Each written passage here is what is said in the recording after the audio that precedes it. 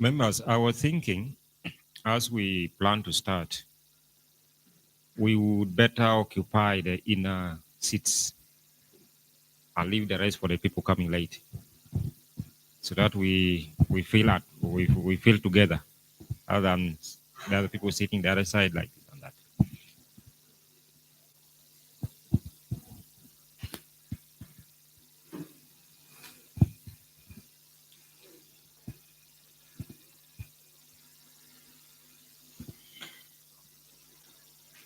And we are about to start.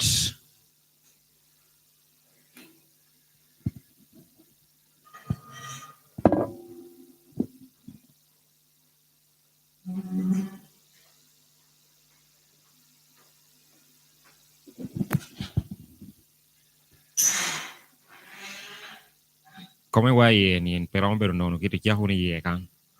The inner that would be better.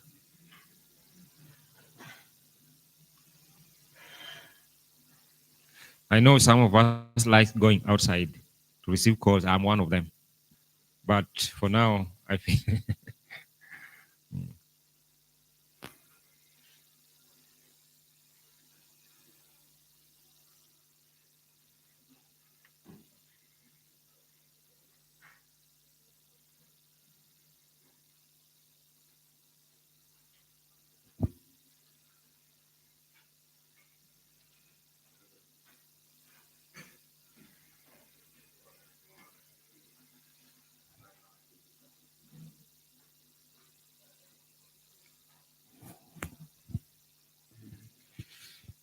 make sure you register because we shall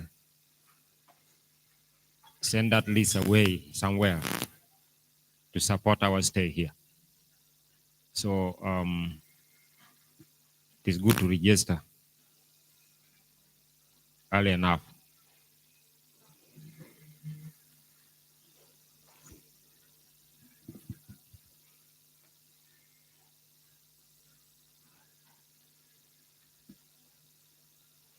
Okay.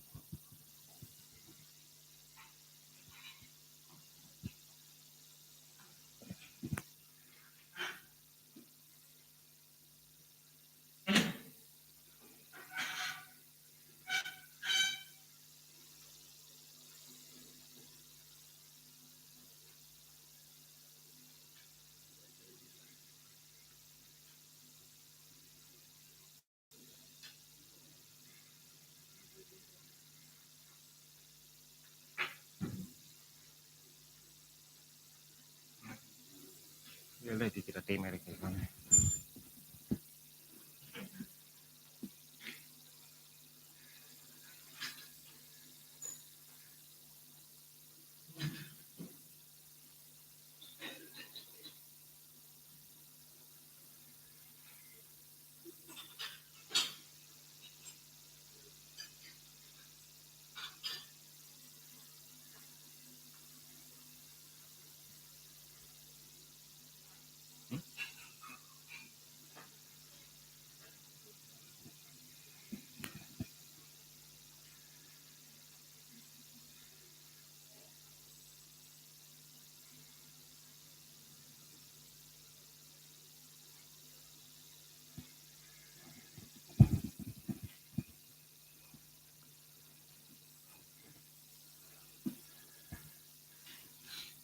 May I take this time to welcome all of us for this meeting. This meeting is about elections, the forthcoming elections in Lira City. And before we start, with any other thing. On our agenda here, on our program, we needed to have started this meeting at 9, and we expected to end by 1:30 p.m. It's a half-day meeting that we are going to have. And on our program, after calling the meeting to order, we shall have the welcome remarks from the Executive Director of Lango Civil Society Network. Then we understand why we are here, purpose of this meeting. Then after that, we expected the Lira City Council Mayor to be here as a host, political head, to open this meeting. Then we have a statement from the civil society. This statement is still about elections. Then after that, we would have to hear different voices from different stakeholders. Among them is the security, and also we hear from the contestants, political contestants. Then we also hear from the religious group or the religious sector. Then we have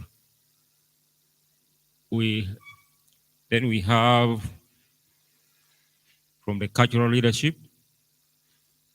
Then we have a Human Rights Commission. Then we have electoral administration. Then we have special interest groups. Then we hear from civil society. We also hear from political parties. Then we go ahead to discuss issues that have been spoken, plus others in our plenary. Then we find ways forward. What can we do together? Then after that, we can close, and we expected RCC to be here, or his representative.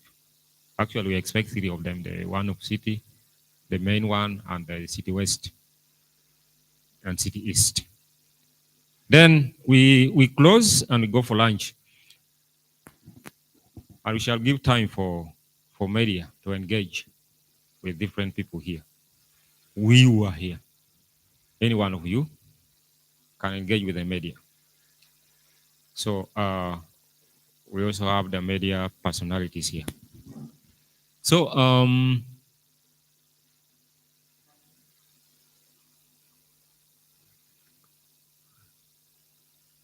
without wasting time, I feel you people come here.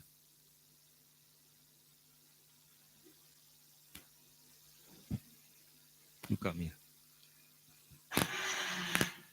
I feel we can start with a word of prayer as we go forward with our discussion.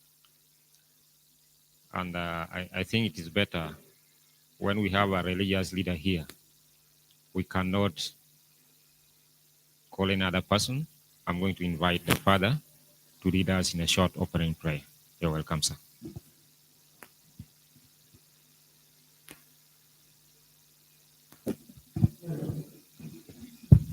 Let us stand and we pray. In the name of the Father, and of the Son, and of the Holy Spirit. Amen. God, our loving Father, we thank you for the gift of life. We thank you for bringing us together. We thank you for the different organizations working in our region, above all in our city. As we gather together this morning, We ask you to bless us, bless all the discussions that we are going to raise today for the greater glory of your name, above all for the peace in our area. We make this prayer through Christ our Lord. In the name of the Father, and of the Son, and of the Holy Spirit. Thank you very much, Father Isaac, for the prayer. And what follows the introduction? We shall introduce ourselves individually. You can tell us your name, where you come from, or where you work, and any other thing that you feel like saying within 2 minutes.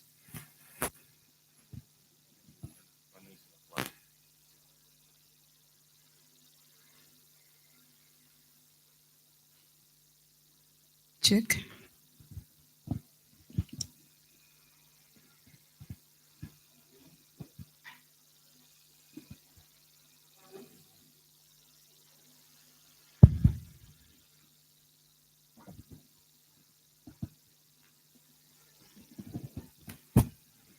Thank you. I am Father Isaac Ojok. I'm here representing the Bishop of Lira. Thank you. Good morning, everyone. I'm by the name Lamono Peace.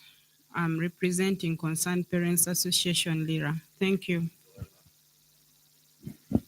Praise the living God. Our God is good. George Ojwang Opoto is my name. I am the clan chief and Awitong. I lead the clan Kolomola Cholo de Licheng. In the cultural institution of Lango, I'm the fourth deputy prime minister and at the same time the Minister of Education and Sports. I'm here in the capacity of the Prime Minister of Lango Cultural Institution. Thank you. Good morning. I'm Margaritha Kulelem, coordinator of Lango Female Clan Leaders Association, retired teacher. Good morning, everyone. My name is Nicholas Ogwang. I work for Uganda Human Rights Commission, Lira Regional Office, as the head of that office. You're most welcome, Nicholas. Morning, team. Morning. I'm by the name Jena Mongi. I'm the program director, IDA Uganda. Thank you. Okello is my name. I work for Passion Aid Foundation Africa as the executive director. Thank you. Thank you. Protocol observed. Good morning, everyone. I'm Agumarafela Jovita, Female Affairs. Thank you. Thank you. That one works with Lira District Youth Council. James Ulum is my name.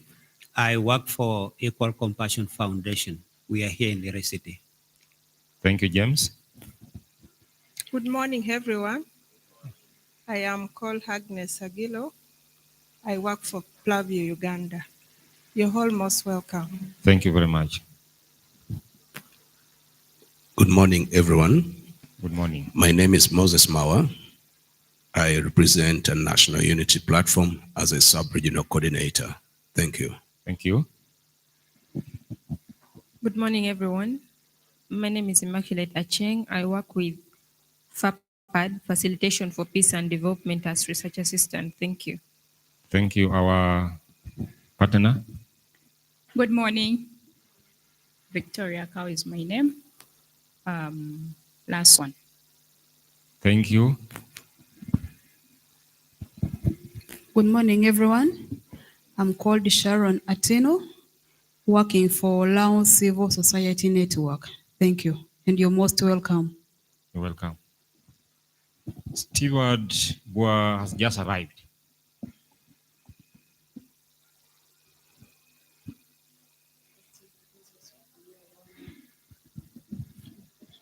Thank you so much. I don't know whether I arrived at the right time or late, but I'm sorry. that I might be a little late. I'm called Stewart Bua. I work for Radio Wa. I'm the program's producer and the talk show host. Thank you. Thank you. You can sit next to Nicholas. We are reserving this one here for the latecomers. We have somebody on the machine.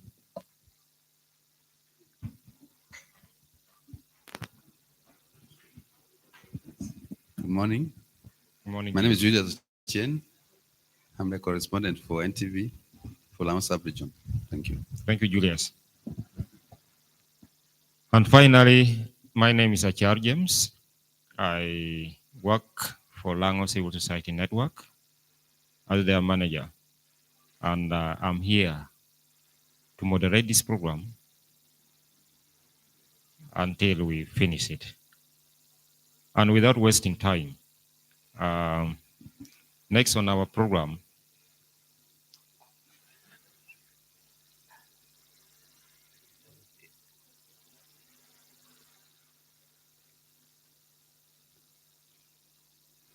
is welcome remarks. And since I am in that office now, I'm even going to welcome all of you. And I want to start by saying I'm really happy to engage with you today in this meeting. Lango Civil Society Network is a regional umbrella organization for all the civil society in Lango sub-region.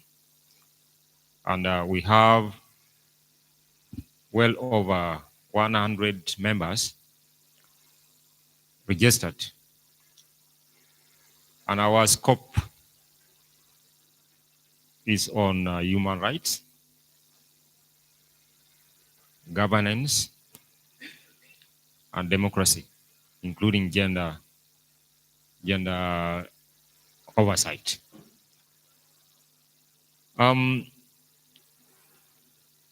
We have come here today for a very important meeting. This meeting is timely, and we shall have many more of such meetings in the near future as we head towards 2026 general election. And as we sit here, our belief is we are the right people, we are the stakeholders, where when we mess up things as stakeholders, there are those people who depend on us for what we do. And they see how we are doing it, they also take it the same way.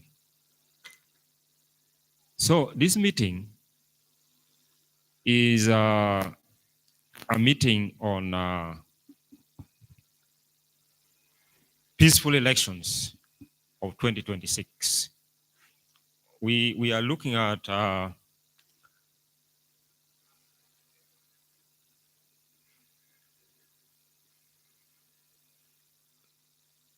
as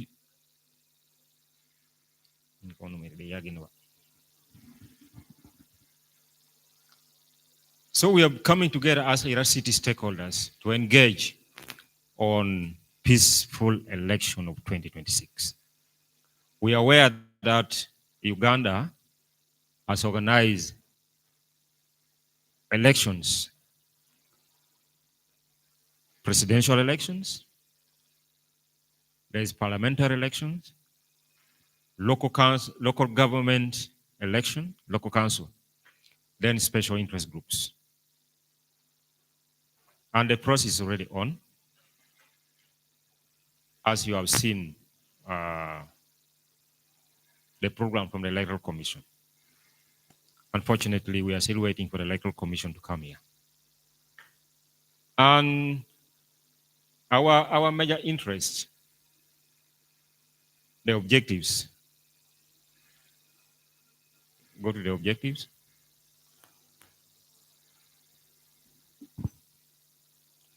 That's this one. Wait.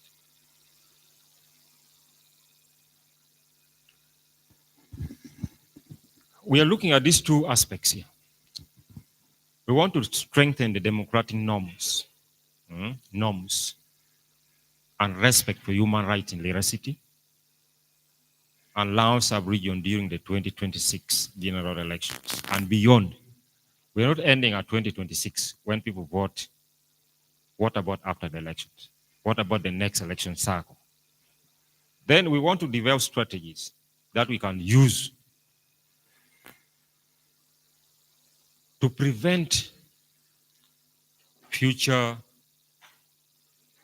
political violence and atrocities in Lira City and any other district in Lango sub-region during and after the 2026 general elections. I wouldn't want to explain this, but as stakeholders, I'm very sure that we have been participating in electoral processes since when elections started in Uganda. Some of us have seen so many cycles of elections. Some have seen 1, 2, 3, but there are those who have seen more than 2. But the key thing here is violence and atrocities.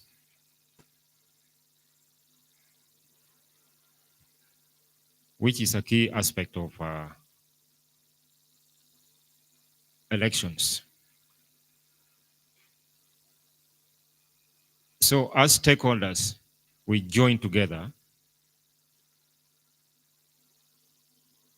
to task ourselves, to re-examine ourselves, to see beyond us, to see beyond the household, to see beyond the family, beyond the neighborhood, and see Lira City as a city with human beings who deserve to have the rights to live happily and enjoy life in its fullness.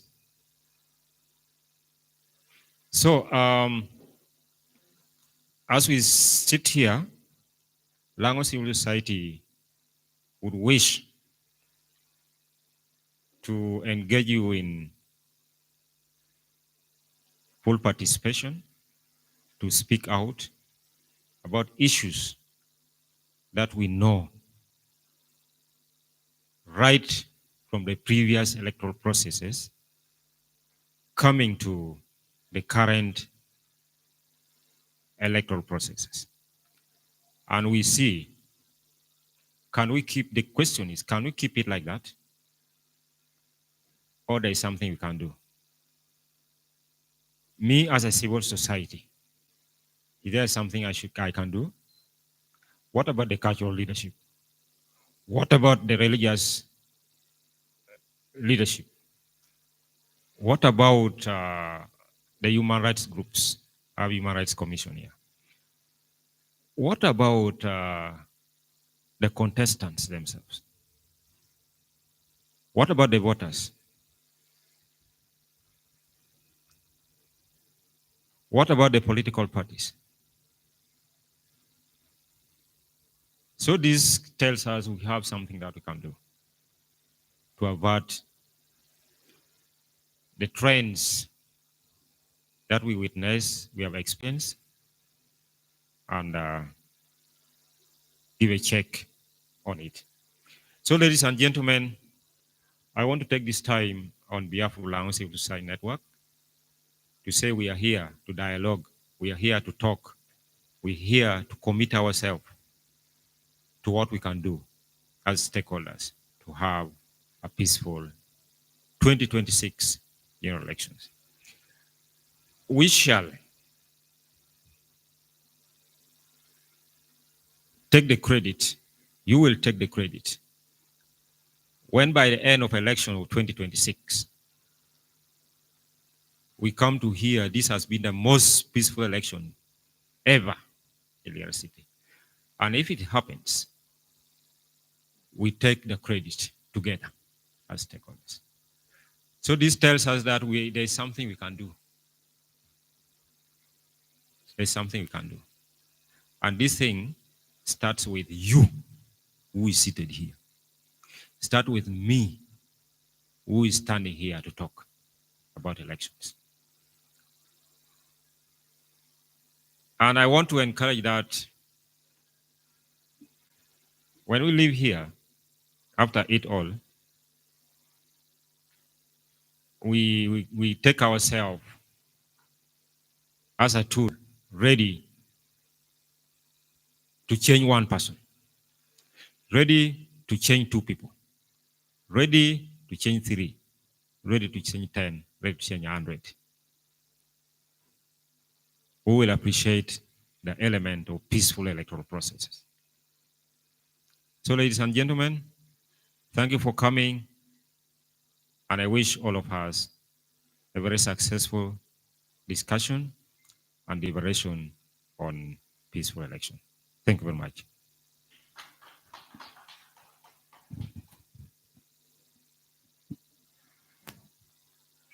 Unfortunately, I'm carrying so many responsibilities. And these responsibilities, I want to proceed from where I have stopped and tell you something that has motivated us today to be here.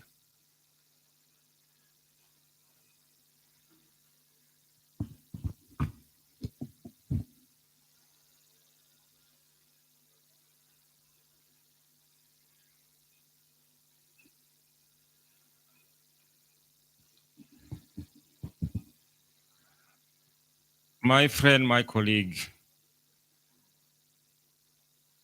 George Ojwang Potter, allow me use your name. My mama from culture, I've forgotten your name. Margaret. If you look at these two people, they could have experienced so many things in Uganda. And one of the things that we cannot hide is Uganda has experienced violent political transitions and mass atrocities. We understand right from after independence, all the political processes in Uganda has been violent.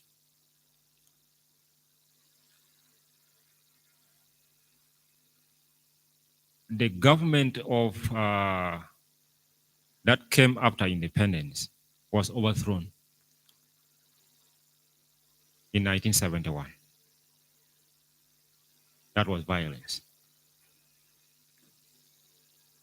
That one again was removed by force in 1979.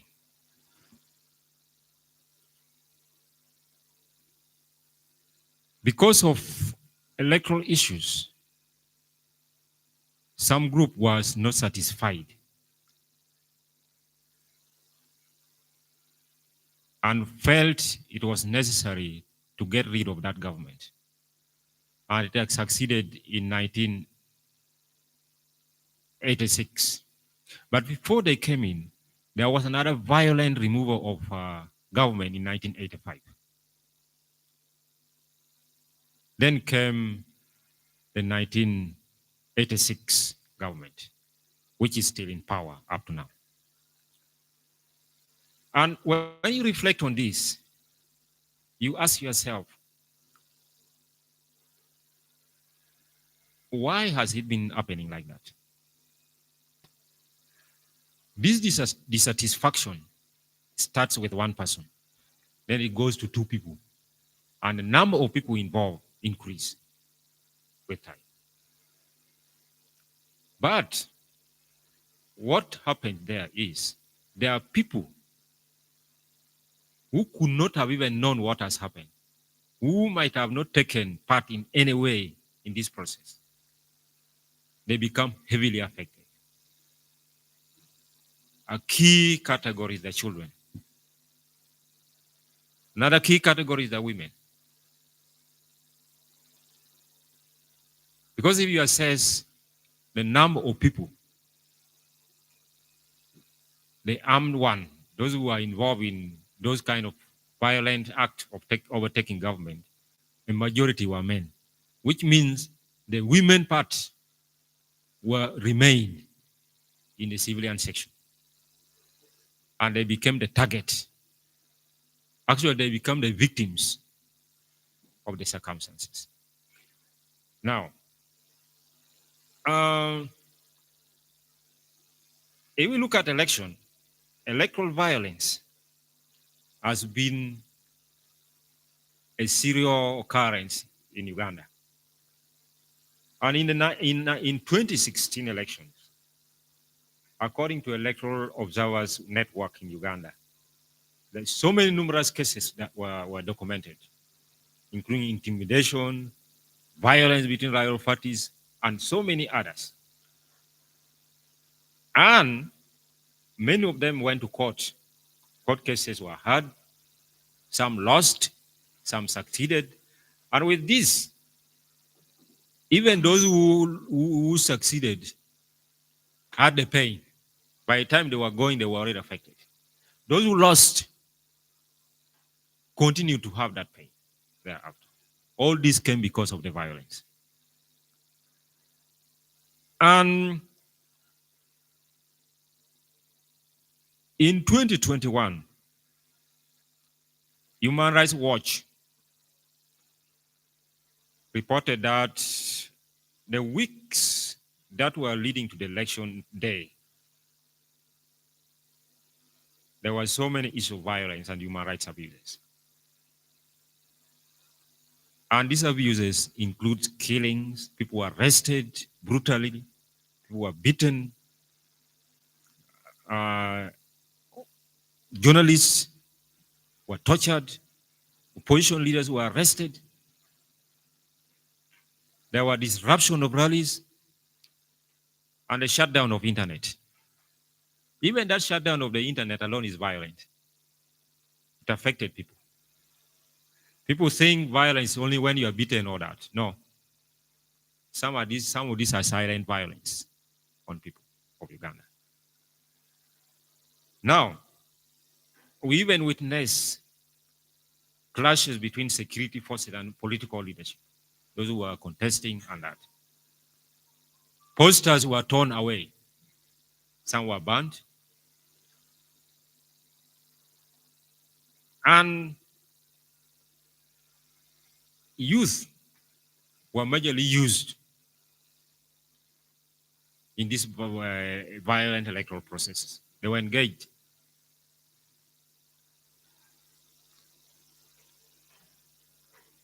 And besides that, the election of 2021, we all witnessed there were demonstrations.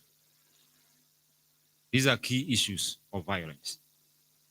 And in that demonstration, we saw what happened in Kampala, where over 50 people were shot dead in few minutes, not even in one day. In the post-2021 election, Lango Civil Society did a survey in Lango sub-region. And in that survey, 75% of the people reached the population of Lango believe that 2021 general election was violent and characterized by physical assaults, property destructions. There's so many issues of rape cases. There were intimidation. Property was stolen. There was so many domestic related violence. There were fighting. There were so many abuses, verbal and non-verbal. People were arrested. People lost money, and so many others. If we can also look at the 2025 general elections, the 2026. And we look at this, the more recent process. In 2025, there were issues to do with election in the primaries, the primary elections. We know cases where the Electoral Commission chairperson of NRM suspended voting in Lira district because of issues of violence. People fought. In other areas, like Isingiro and Sembabule districts, campaigns were suspended. And what was cited there was violence. They could not continue because of violence.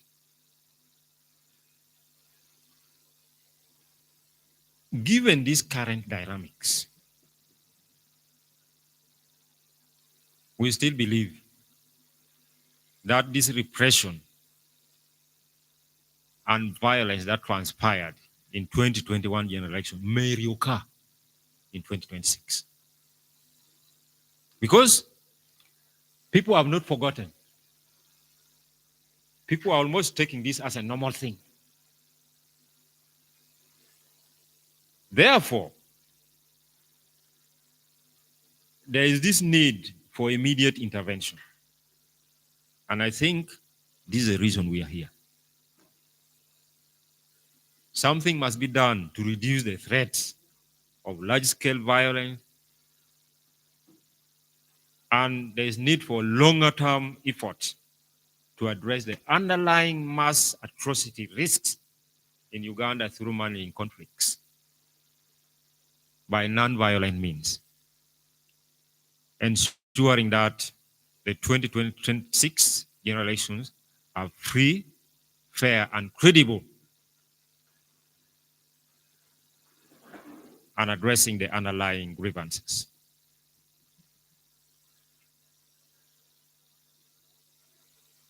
As civil society institutions, I want to say we condemn these acts of violence, which compromise the free, fair, and credible nature of elections in Uganda, contrary to the mission and the vision of the Electoral Commission of Uganda, which emphasizes free and fair elections. For that matter, we urge all stakeholders, including us who are here, to consider making peace a priority in the 2026 general election process. This country called Uganda belongs to us. And we take the responsibility of making it a peaceful nation that we all cherish and love to live in.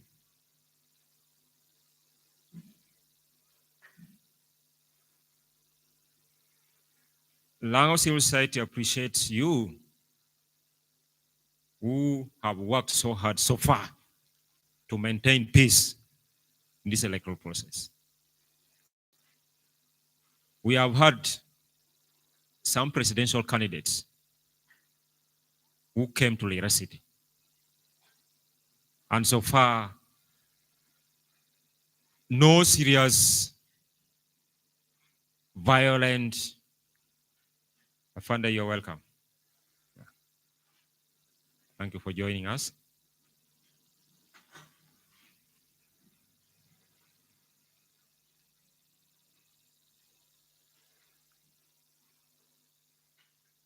You're welcome, sir. Yeah. I want to recognize our key stakeholders that have joined us. And they came at the right time. Then I was really thanking the security team for the role so far they played in the electoral process of 2026 that have already started. And I did mention that Lira City already witnessed two presidential candidates. I believe the National Unity Platform came. I think FDC also came. And we expect the NRM candidate to come as well. And we appeal that the same process that was used to give peace to the previous candidates that came should also be accorded to the next presidential candidates to come. So that Lira City become a center of peace towards the 2026 general elections.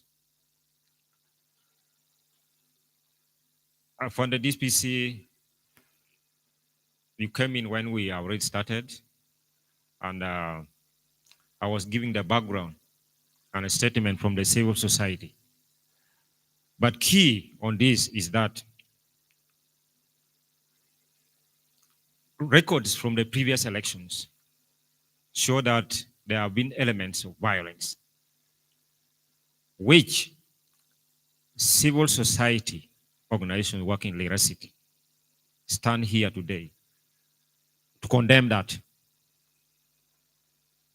And we join hands to work with all the stakeholders to ensure Lira City provides the most peaceful environment during 2026 general election.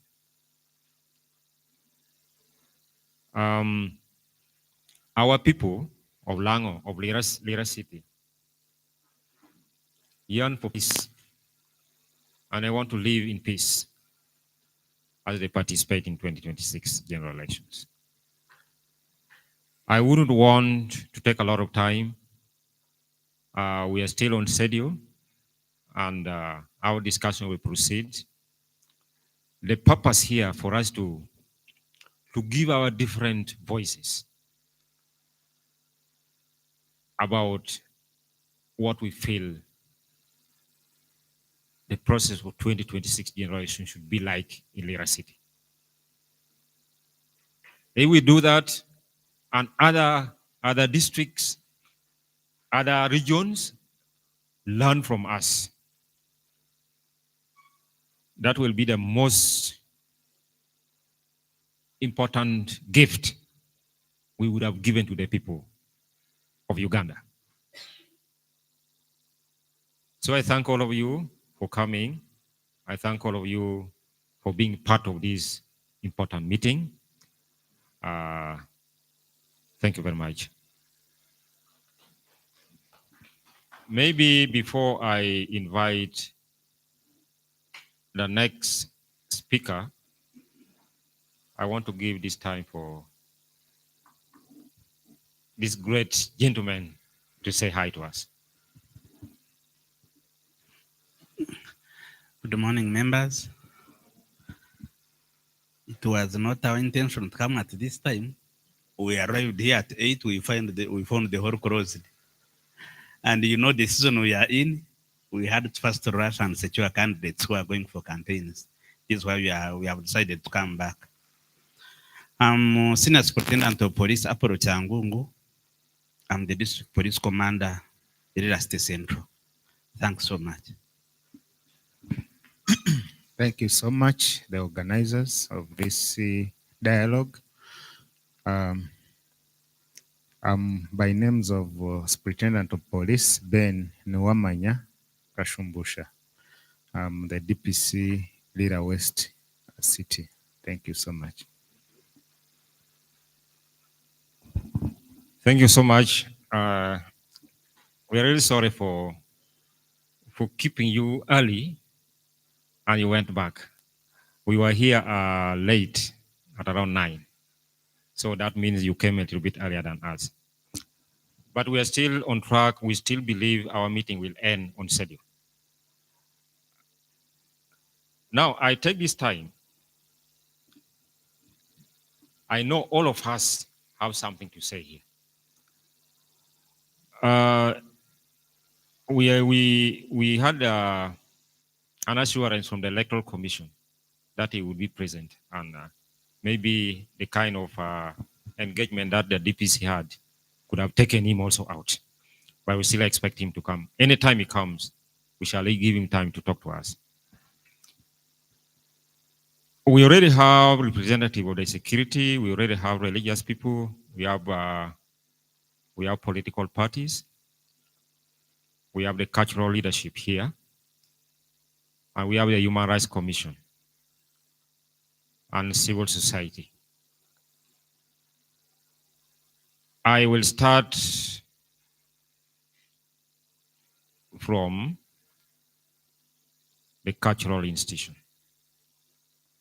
I want to invite my brother, my friend, George Uganda Potter, to come and give his voice about peaceful election of 2026 in Lira City.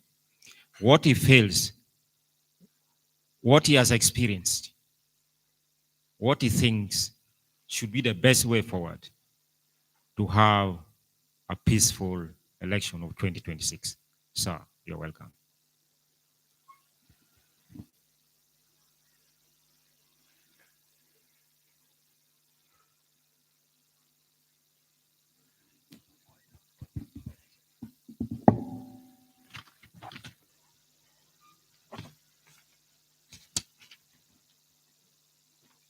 Our moderator, who is at the same time the organizer of this very important function, allow me to observe the protocol in your capacities and greet you all in Jesus' name. Good morning.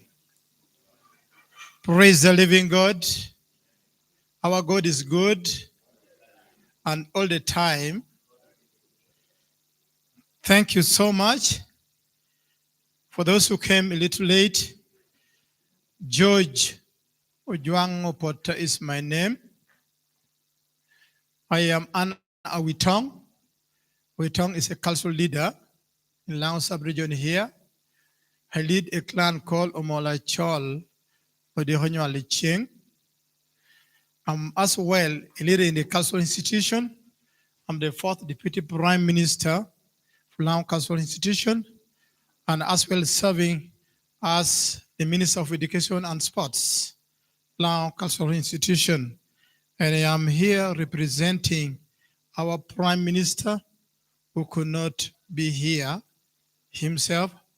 He delegated me to come and stand in for him here. And I want to thank these organizers so much for really inviting the cultural institution. And I want to welcome all of you. It started by inviting the cultural institution, and you are wise on that, because we are here in Lango, and all ethnic groups, that is tribes, all tribes are led by their cultures. And in Lango here, the head of the people of Lango is the Wanyashi, that is the head of the cultural institution, for whom I am representing here. Back to what has brought us here. Well, we are here in this very engagement meeting for peaceful election in Lira city. I'm a born of Lango. My home district is in Uyam, but I came to Lira when I was still a young boy. When I was only 23 years, I started to come and live a life in Lira here. And I passed through politics. I did politics at all levels, apart from now going to parliament, which I even contested. I went and contested in Uyam, but did not go through. And I know very well what actually it means by anything that engulfs politics in Lango here. Good enough, as I stated, I'm a born of Lango. I know how Lango behaves so well. Let me begin by what actually is stated here. The politics of Uganda is not very different from the politics in Africa, and Lango in particular. Uganda suffered really quite a lot. He has narrated here from independence. When we held independence, there was that election during that time between UPC, it was NP, National, is it NUP, NCP, and then it came to UPC with DP, and then the Kabaka Yeka. What transpired during that time, some of you people are aware about that. And between that time to 1971, what transpired between that time, you people are all aware. And in 1971, there was a coup that the government which was in power was overtaken. During 1971 up to 1979, we were led by the military government. After 1979, there was an election in 1980, which brought us a new government. And other people were not even contented. That brought another government in 1985, and there was another coup in 1985 from within that government. And 1986, we had another government that came and is leading us up to today. We are grateful that young people are learning the history. Some of us who passed through some of those things are learning, have learned, and have followed, and we have to learn to teach the other generation to also know what transpired in Lango. Well, we started from, let me now begin from 1986 up to this time. Quite a number of things also happened. In 1995, people came up with a constitution that is now governing Uganda. And that was a very good thing done for Ugandans. I wish our constitution was being followed. There would be no problem up to today. That is my understanding. Look at these countries in East Africa and some of the countries in Africa as well, comparing Uganda to those countries. But it has already happened. The constitution, I am told, was and is the best in Africa. It entails everything that is supposed to man this country democratically. But now, this is not only happening in Uganda. If you do recall how Kenya held the election recently in Tanzania, and if you have been hearing other countries, you would also now see. But now come back to Lira City.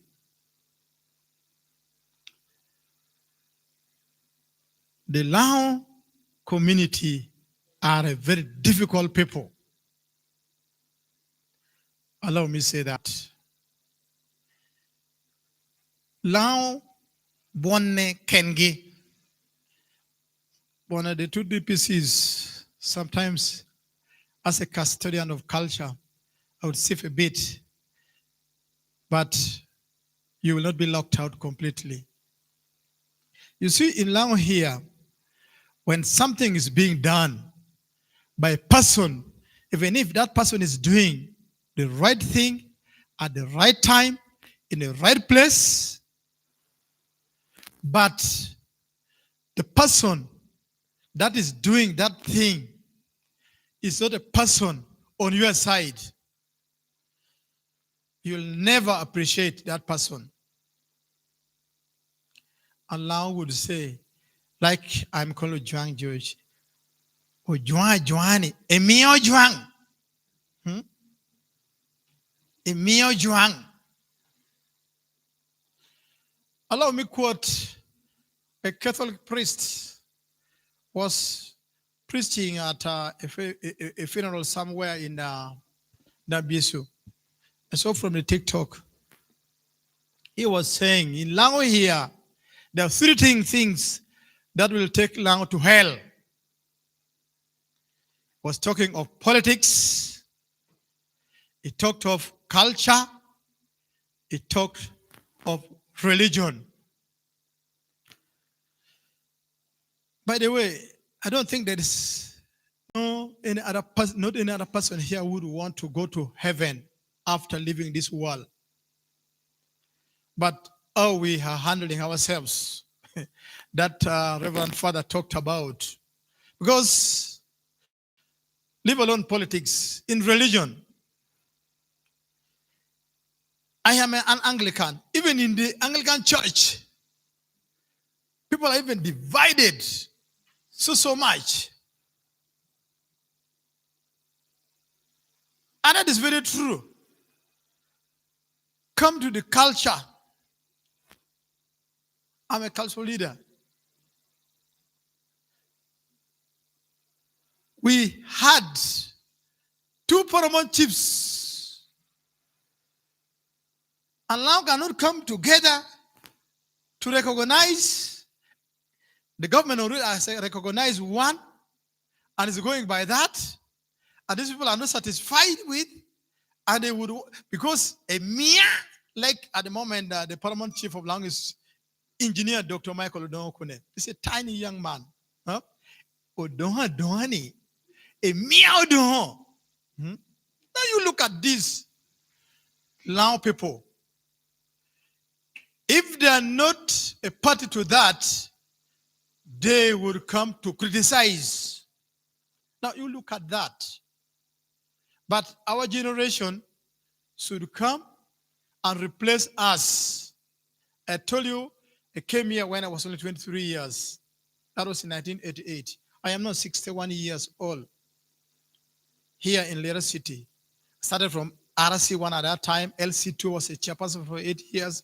LC3, when decentralization was being brought, we were the team that brought the decentralization.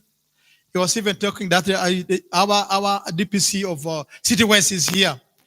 We are the one who brought the police post in Uganda. I was in the council at that time.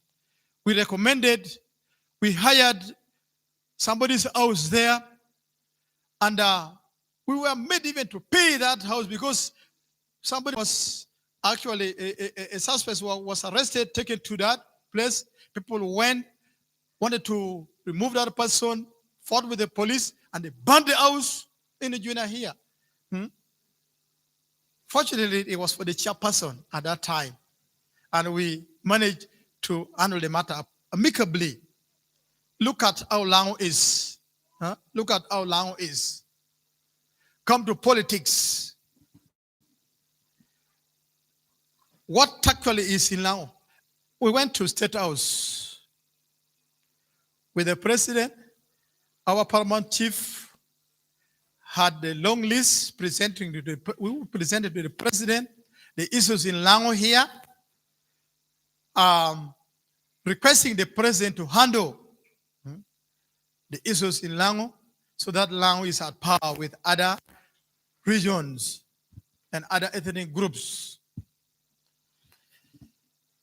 You know, the president, as the father of the nation and the father of everybody in politics, because even the paramount chief was saying that we have, in the ministerial position, we have only 3 from Lango sub-region.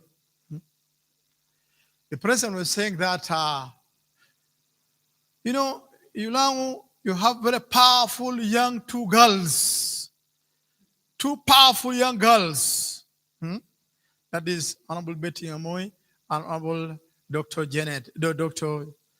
Deka Jen Acheng Uchero. And to the president, all these people are the people of Lango who are very strong, and he likes and enjoy working with them. And the council leaders who would bring these people and put these people together down and harmonize these people so that this thing is not happening in Lango are not being honored, are being looked down. The religious leaders who would come to put these people down are not being honored, are being looked down. And look at now what is happening in Lango. By the way, what the president stated is very right. These 2 young girls are very powerful girls, and they are all important to the people of Lango. And we would always, they would actually stay and serve the people of Lango. But now they have come. Look at how people are now knocking their heads because of these 2 ladies in Lira city here. And the entire country of Uganda, all eyes are in Lira city. Look at that. And all of them are aware that they are all going to pass. If you go to the camp of Jenda Chengushero, she's 100% cocksure that she's going to win the election with hook or crook. Go to the camp of Beta Moi, 100% she's very sure that she's going to win the election. And they're ready to do anything for them to win the election. They say when 2 elephants are fighting, it's a grass that suffers. Now, look at how Lango is.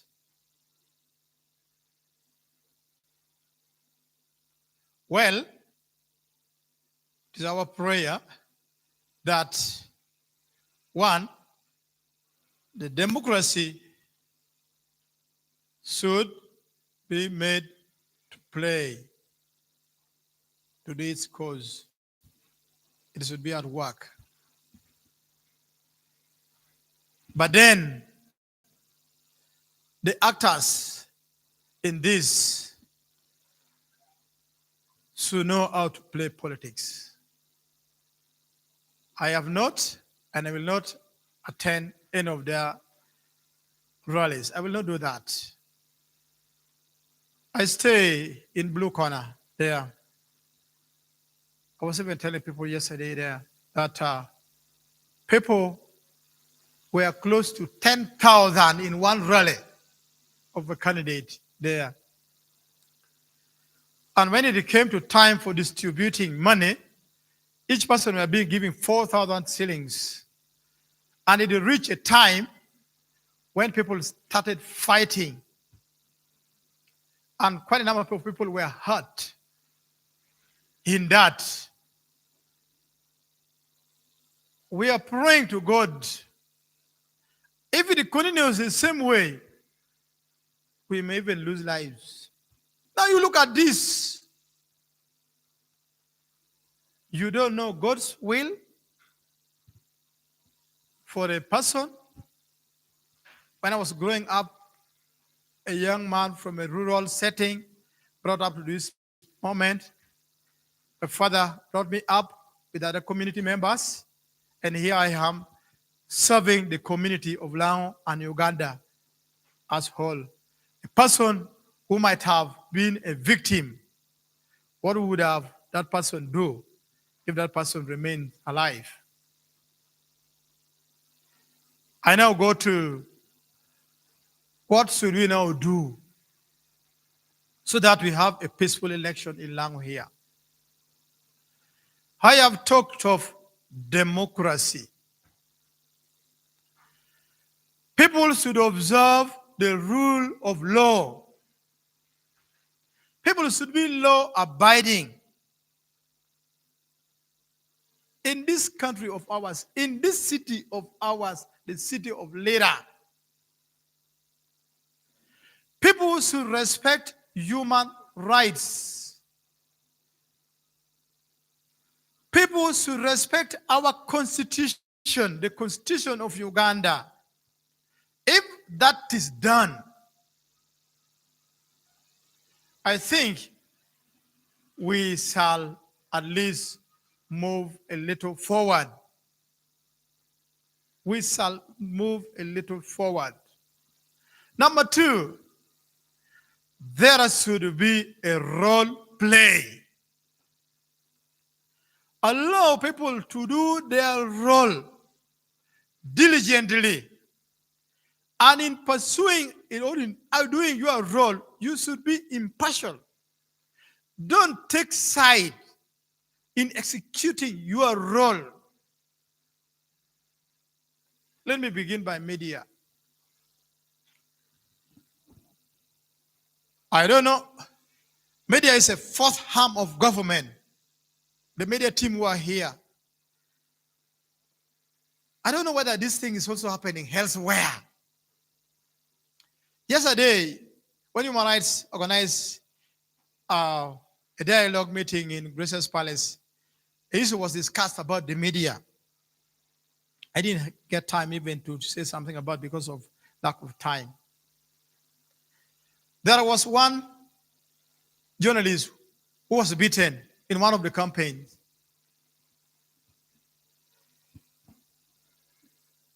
The journalist was beaten. There were some journalists also there. I also heard they have an association of journalism. And are you aware that they are not even one in that association? They are not even one, because there are some journalists who are happy that their colleagues were beaten. Now you look at this. Yes. You are in the same boat and in the middle of the water. And if somebody pollute the air, you will all smell. It will disturb all of you there. And you say, good, it was tame. Now you look at that. And if you are executing your duty, do it rightly and diligently. Do your part.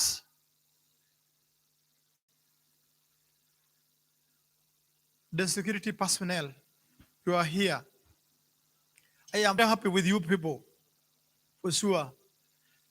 Unfortunately, some of our people,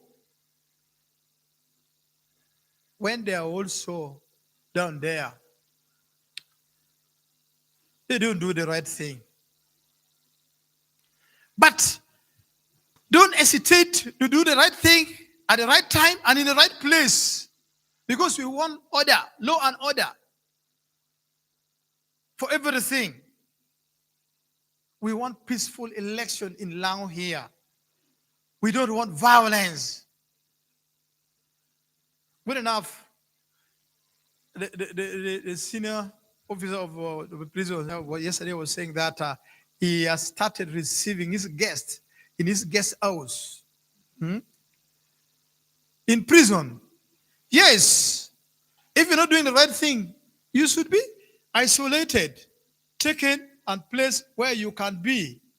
And the law will have to take its course so that you do the right thing wherever is applicable. So the security, do your right thing. But be impartial. Be impartial. Be impartial. All these other stakeholders, the civil society organizations who are here, you do the monitoring. And you give your reports. Don't wait at the last minute.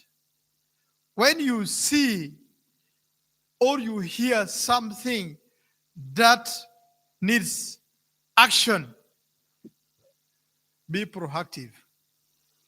Don't let these people react, but let them stop it before it comes the time that life is lost, people are wounded, homes are destroyed, many things are destroyed.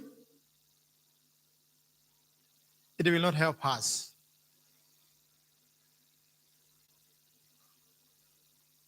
I want to now end here by saying we are grateful for this arrangement, but it should not stop. Continue. We should have links where if there's anything, we should be in touch, inform the necessary responsible stakeholder who can come in to rescue the situation so that the election that is going to be held in Lango here is peaceful. I know if everything is done the right way, it will also be good. No, everything like election is say free and fair. It is not always good and very good. It's say fair. Because all the time people will cry. And you cannot really bar anybody from, because one side will want to fight it, other side will not like the other one. Yes, one side is happy, one side is not happy. So that's why they say it's fair. Otherwise, I want to thank you so much for listening to me. Well, I thought of really stopping there. The observers, you should do your part, security, electoral official. I hope you are here, and pray that the Lord God should lead and guide all of us. And with this, I say the Lord God should bless all of you. Thank you so much.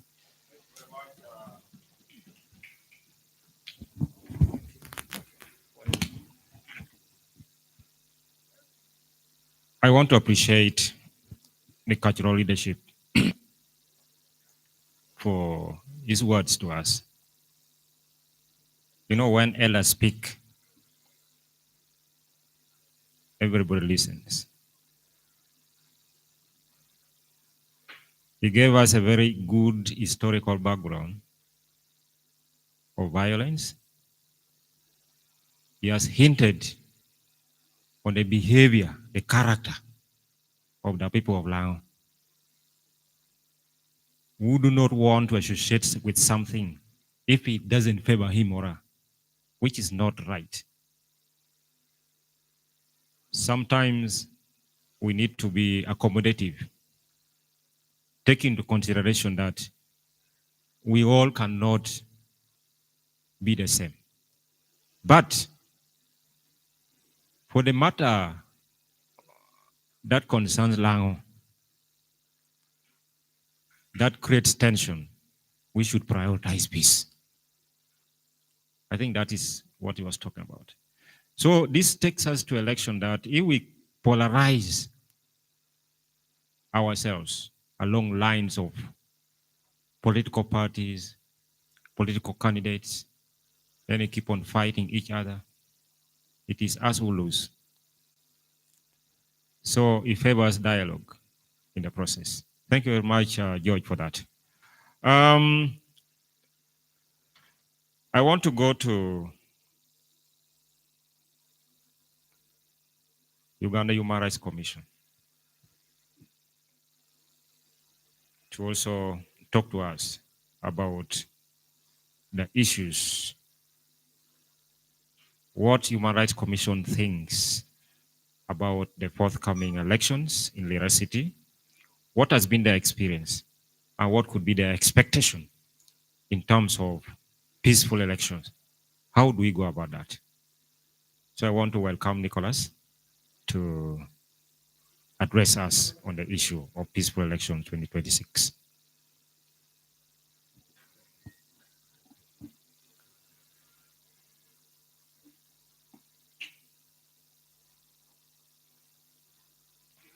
On our list there is no provision for young people, but I will create it. Young people have to talk to us. Thank you very much.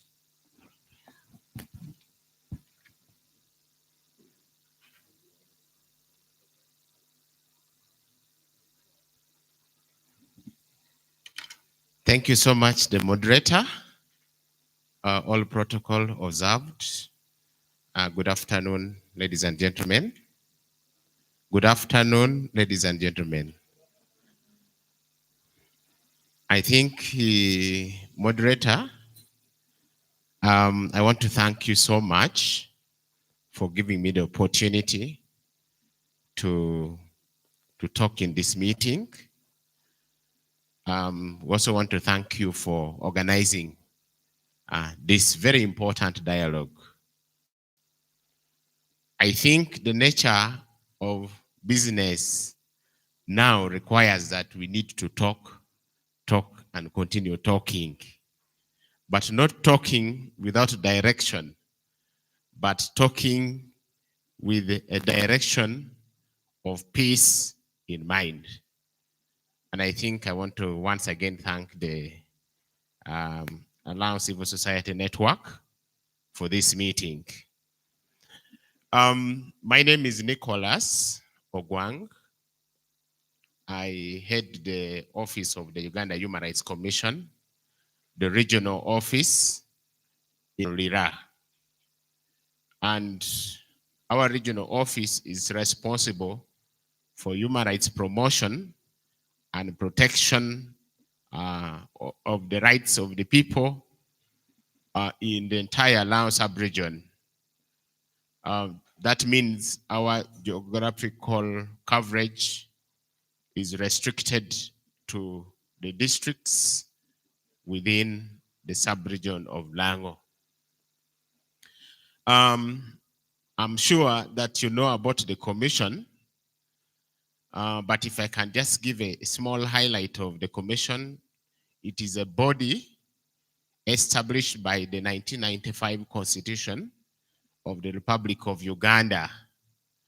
And its major mandate is to ensure that the human rights of every individuals, provided you are within the confines of Uganda, it is our responsibility to ensure that your rights are promoted and your rights are protected at all times, including in electoral process period like now. So we do this in a number of ways. One of the things we do is to receive complaints of human rights violations, investigate, adjudicate, and provide redress to victims of human rights violations. And I want to bring this home in relation to electoral processes. Many times, some of the actions of violence are actually issues of human rights violations or abuses. And I think with that, the services of the Uganda Human Rights Commission comes in so handy that anyone who claims that their rights are infringed upon during the electoral processes can easily report to us, we investigate, and then be able to provide legal or appropriate redress.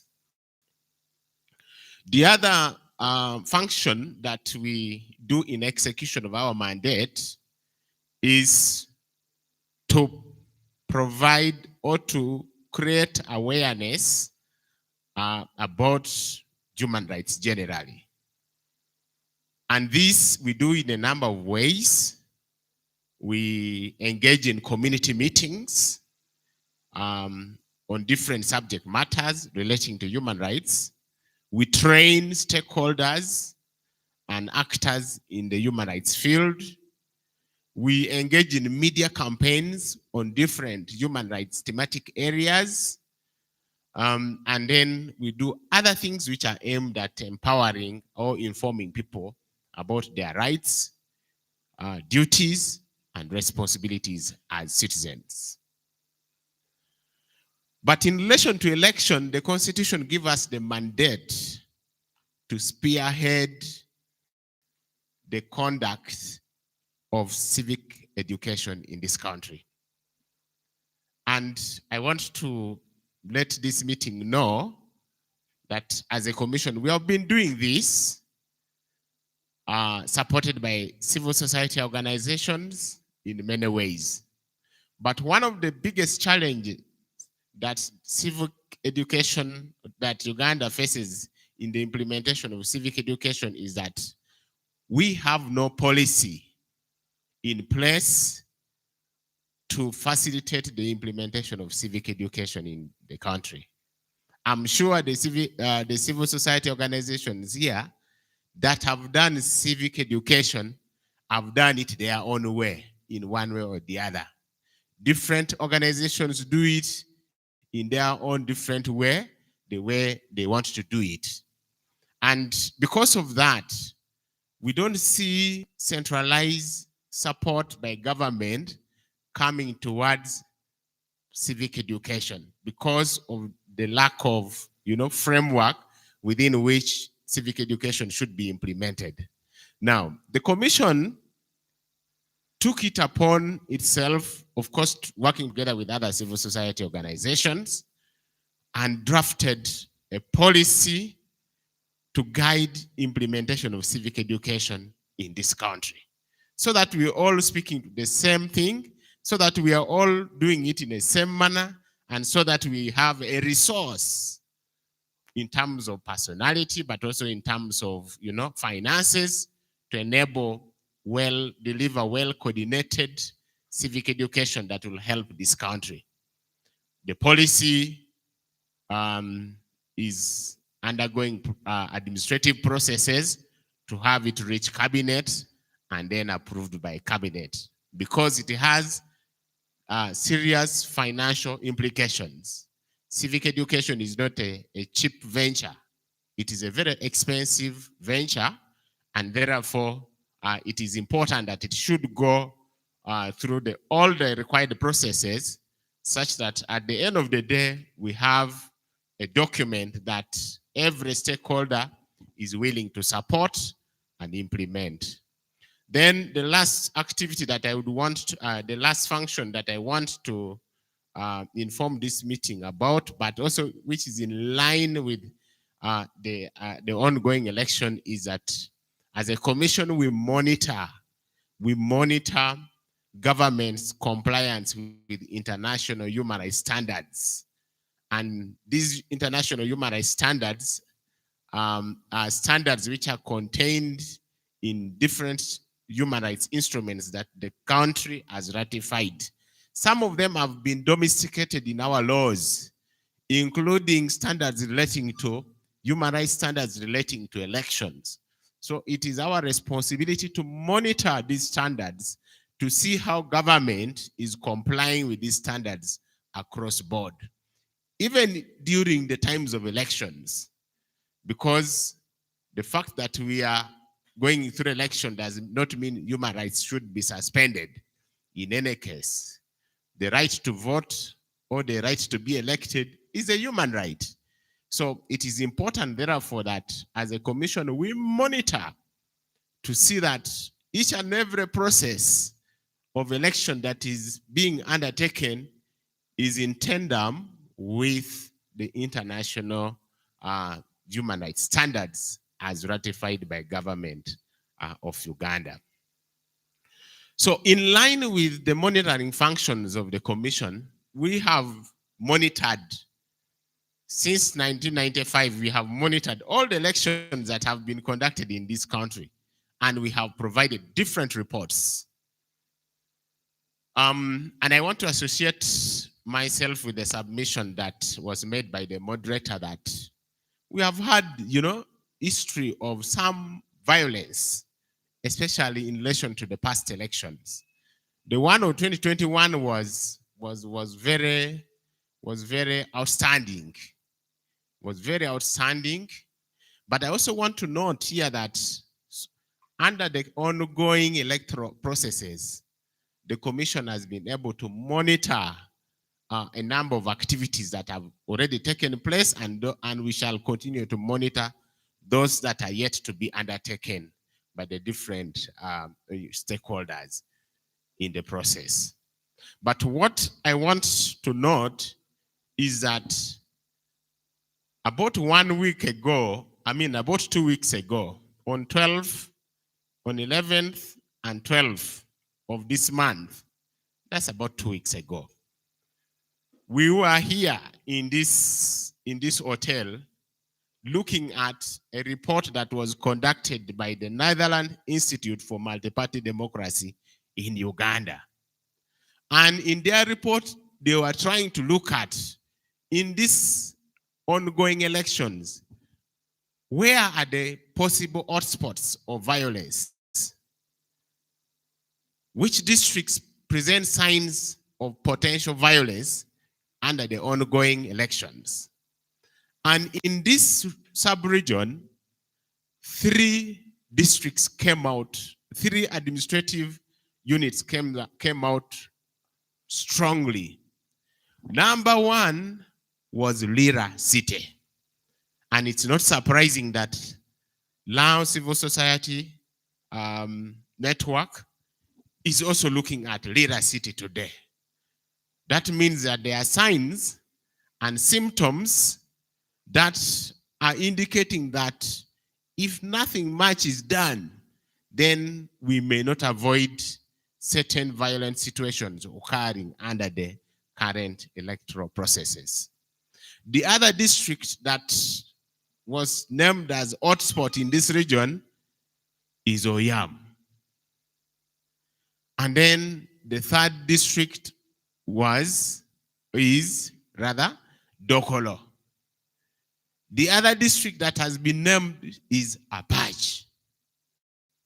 Now, we know situation can change anytime, but I'm sure that the selection of these districts has been based on a number of, reasons.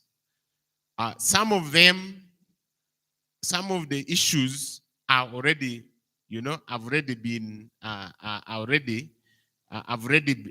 taken place, and I think that is the basis of their report. As a commission, we have monitored these electoral processes, and I must say that there's all signs and indicators are showing high potential of violence in these areas, especially in Lira City. And the reasons are well known, as elaborated on by the previous speaker, the Prime Minister. So, as a commission, we have been able to identify some issues of violence that I think are worth noting in this meeting. One of the things that we have identified is we have already seen physical violence in terms of assaults between security agencies and supporters of some candidates or agents of some candidates. The other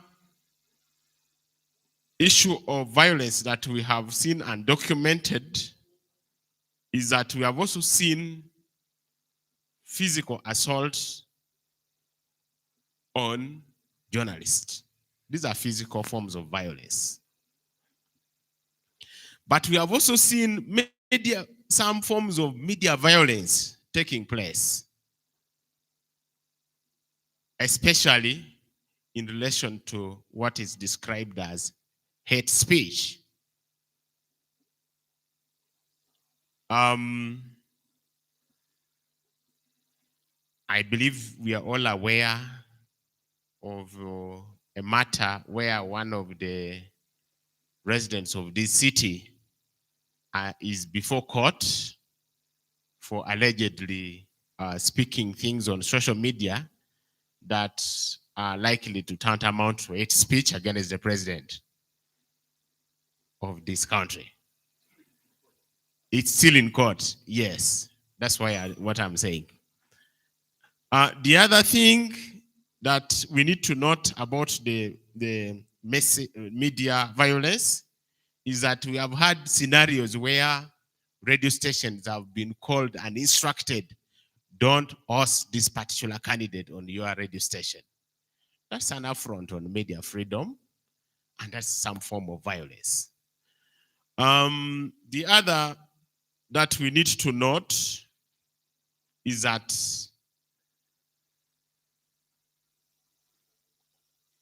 we have seen violence in forms of defacing of campaign materials. The posters, you find it halfway, the other part is torn. That's a form of violence. We have seen removal of posters, very common. This side is blaming this side, the other side is blaming the other one, and you don't know who is doing this. But we have also seen situations of orders that are given that, if implemented, are likely to result into confrontation and violence, especially those that come to the security circles. What I need to note here is that if you monitored any campaign, the ongoing campaigns in this city, there are two groups of people who stand out prominently. One group, I would describe them as the youth. It is good for the youth to participate, but their participation, I think, should be guided. Should be guided, because if their participation is not well guided, we know what the youth is like, can do. We know their potential. We know their number in terms of statistics in this country.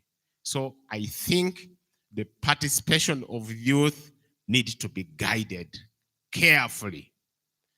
The other group that have seen that is massive in number are the women. And traditionally, we know women are peace lovers. But I must note that some women who go to some of these campaign rallies, I think, are demonstrating women emancipation too much. In one of the clips where a journalist was assaulted, I want to note that, if I didn't see very well, some women were even charging more than men.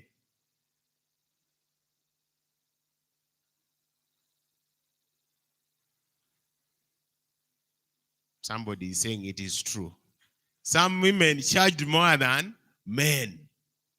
So I think it's good to participate, But this participation needs to be guided well and properly.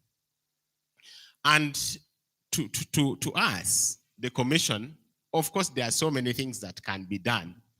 But one thing which is very clear is that as stakeholders in this meeting and stakeholders who are outside there, we need to do all it means to mitigate on what we have already seen. Otherwise, we have a high risk, a high likelihood of seeing worse things than what so far we have seen.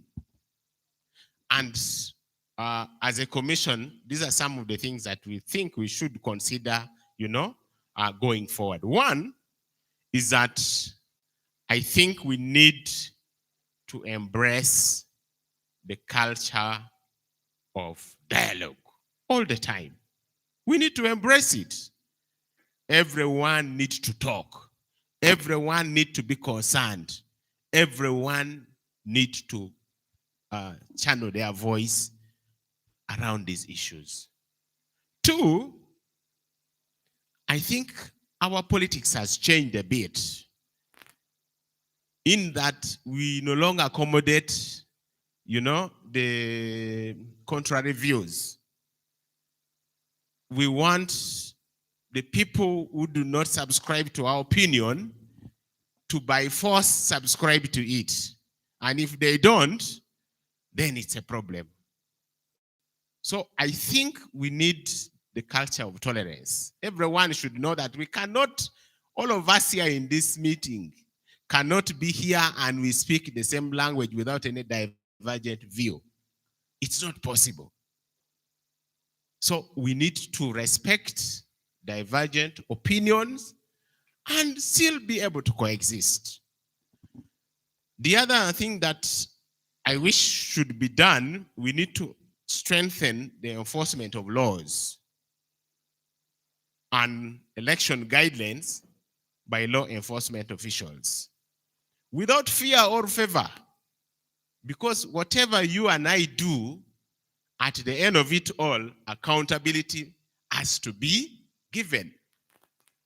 If you do something, your supporters do something, and you don't take measures to have them addressed, then the accountability measures should be able to hold people responsible, accountable.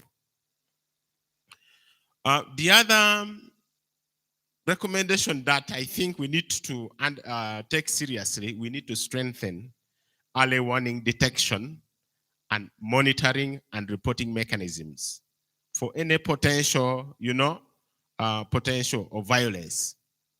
I know that in this region, and I want to speak to Lango Civil Society Network, I know that we have different avenues for monitoring and reporting.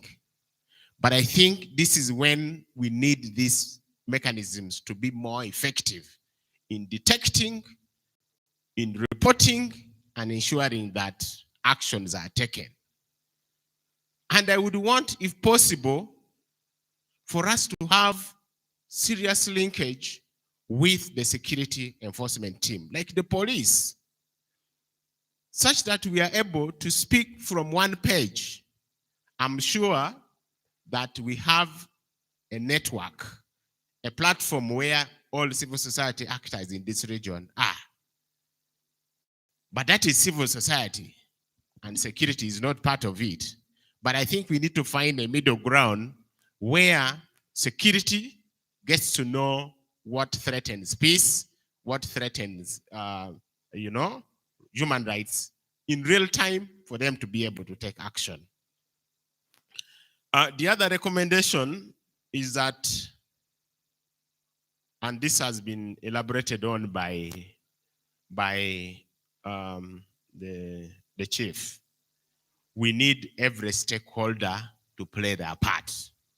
And for me here, I want us to see that the contestants, because they have a responsibility, the contestants in this election, in this race, should be able to play their role in, first of all, preaching the word of the voice of peace, but also ensuring that they walk the voice of peace in their respective camps. We don't need to leave them out. And I expected their representatives to be here. The other recommendations, of course, by all stakeholders, we mean those, but then also the other stakeholders. We need to do our part and ensure that we do everything that it takes to effectively discharge our responsibility. We need youth engagement meetings, youth and women engagement meetings. How we are going to do this is something that we are yet to figure out, but we need the youth and the women who are actively participating in these elections to be well guided on how they should participate, but also on how they need to maintain peace, they need to maintain law, order, and promote peace in these processes. And lastly,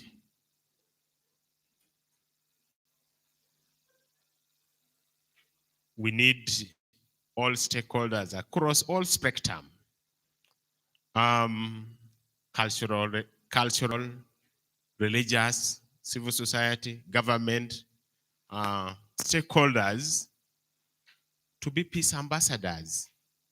Just imagine that every church in city is preaching peace in their Sunday, in their Sunday service. Just imagine that and how the peace message would quickly spread to almost everyone. Just also imagine how the cultural leaders are in their gatherings and in their forums emphasizing peace messages to their people, but also without undermining the contribution of the civil society, without undermining the contribution of other stakeholders, including the government stakeholders. I think that's all I had to share in this meeting for now. But that does not mean that is the end of my contribution. I thank you for listening.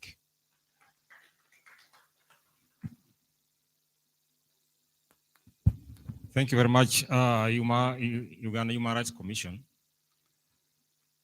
This is a body that is very transparent on human rights issues. And if you followed him critically, he has given a very elaborate information on what they have got, the information they have, and what has come clearly here that Lira City has already been mapped as a hotspot. Now, this question comes to us. Will I want to be a perpetrator of this violence in Lira City? Will I make it really to be confirmed as a hotspot? So it is upon us now to check ourselves so that we change that narrative of making Lira City a hotspot. So we have a responsibility here. I want to invite a political party leader here, and I think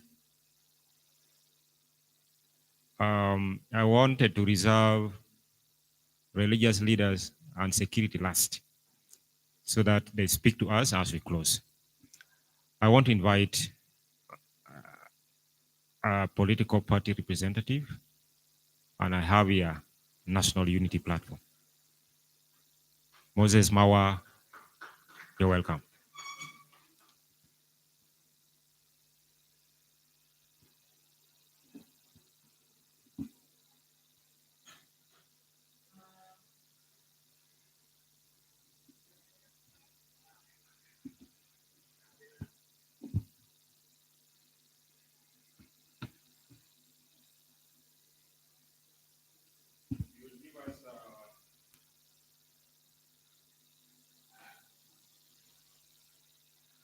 experience in as far as Lira City is concerned about the issue of violence and what him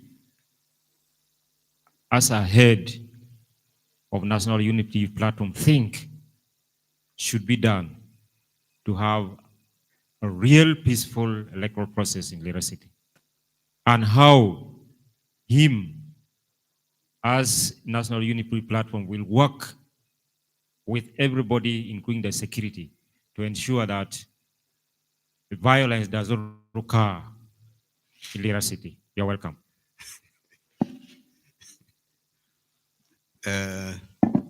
Thank you, comrades, those who are inside the building. Once again, my name is Moses Mawa.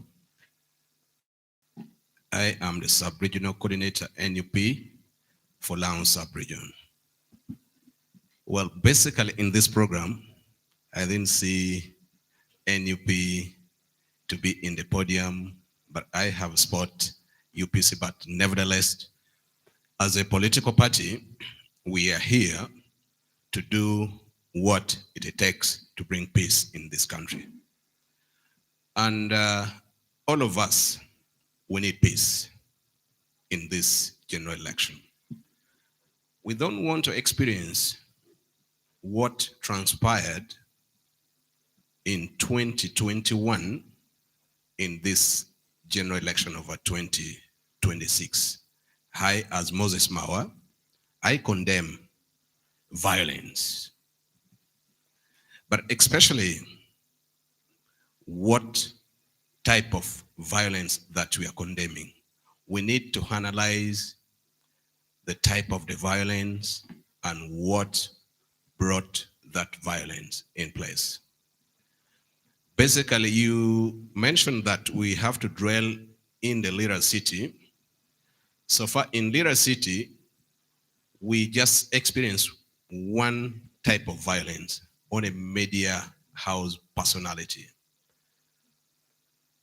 From our side as a NUP, we have not yet experienced any violence as such, and I need to appreciate people within the Lira City and people within Lango sub-region, but also the violence which took place in a place called Boke, on one of the media house personality. We condemn it and should not repeat itself.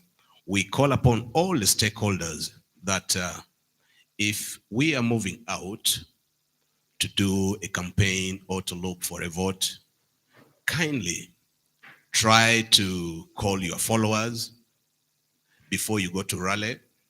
Talk to them. You counsel them. You know, a human being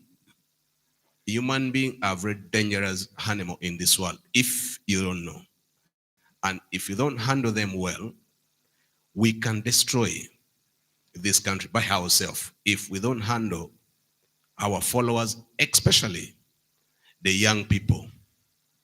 And if we work together as a team, I think we are good to go. I personally always, if I am in the media house, I always preach the message of peace and unity. Even my president, Robert Chagulanyi Sentamu, always preach that message, that Ugandans, we are non-violent entity and we don't support violence. Let's act and let's operate within the law and within the constitution of the Republic of Uganda.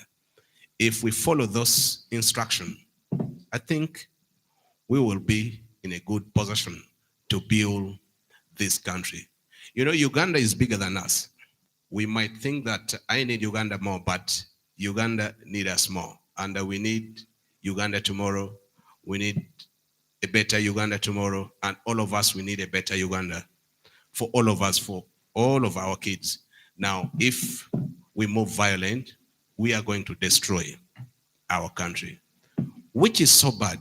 And this generation which we are moving in, we should be an example to a new generation that we have set the precedent that we have moved from this level to this level, but in a peaceful way, not in a violent way. We have experienced that the generation that we are following it, they were so violent. When you start from 1966 as a senior prime minister stated here, from 1966 to 1971, you come to 1979 when I was about 2 years old, to 1986, we have experienced very many things. I personally, I passed through in 1988 when NRA was chasing Lakwena. I was almost to be shot when I was carrying my young brother. We were just trying to run away. It was so nasty that day. In our compound here, where I stay is not far from here, just about 800 meters. By the time when we come back at home, we found dead bodies, over 20 of them. Look at, by the time when I was still a young boy, now I come and found a dead body, over 20 of them. So that kind of things, I personally, I don't want to experience it, or my family, my children to experience it once again, and must be stopped and stop forever. If we stop it, it will help. This one is going out to my senior officers here, those who are in combatant. We love you. As Ugandans, or as a member of a National Unity Platform, you are not our enemies, and we are not your enemies. Only that maybe we have different ideas and we don't share very many things in common. But I remember when we are in some workshop yesterday, I tried to put it clear that the uniform that our comrades are putting in, I respect it because it's a symbol of Uganda. Now this uniform here, if you put on it and you act badly, and remember that camera is everywhere, and the world is watching it, it turns our image as Ugandans so bad, internationally, globally. But if we act within the Constitution, I know that most of you are highly trained people. You have been trained how to handle people, both in a rude way, in a professional way. You have all techniques that what it takes. But if you're handling someone who is not a terror, someone who is a Ugandan, who is an innocent person, my prayer that please, let's handle wananchi in a professional way. And if someone has done something wrong, please summon that person before you, take a case to court, let the matter be prosecuted, and let the law take its course, than picking someone in a brutal way, caning someone. No, we don't support that. I don't support that as a leader. But if we put things together under this kind of dialogue, I would love that should not be during election time only, but after the election, post-election, we should be having this kind of dialogue and do an assessment and some little bit of counseling. You know, when you come out of election, you go through a lot of trauma, a lot of things. And the counseling department should be there. Because what I am trying to experience it from 3 days ago, outside Lango sub-region, it is not something good, and we need to condemn it. And what is taking place outside Lango sub-region must stop outside Lango, should not enter within Lango. As a leader of National Unity Platform within Lango sub-region, I will try with my level best to bring all the stakeholders together and we discuss what mechanism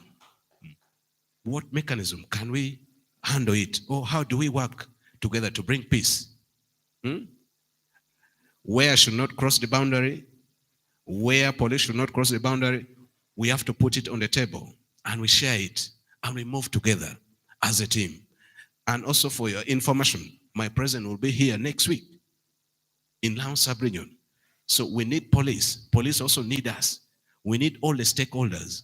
We need church so that we move together. I can see my senior is happy.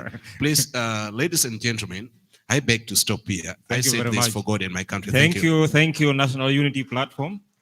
I think you are now good friends. Yeah, we are pushing on.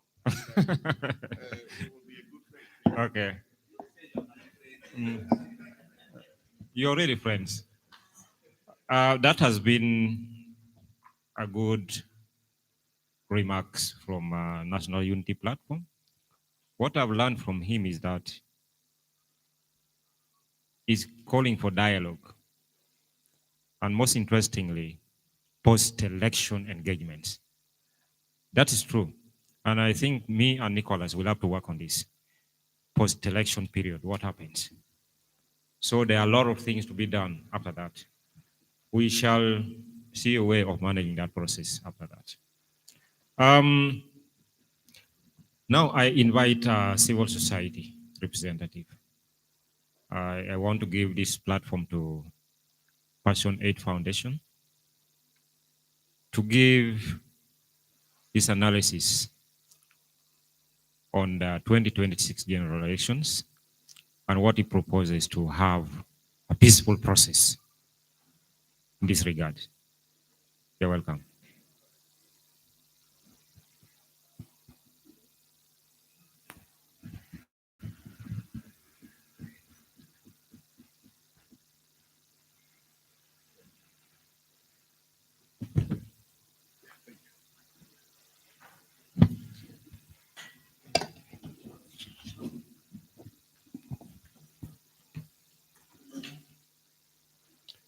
Thank you.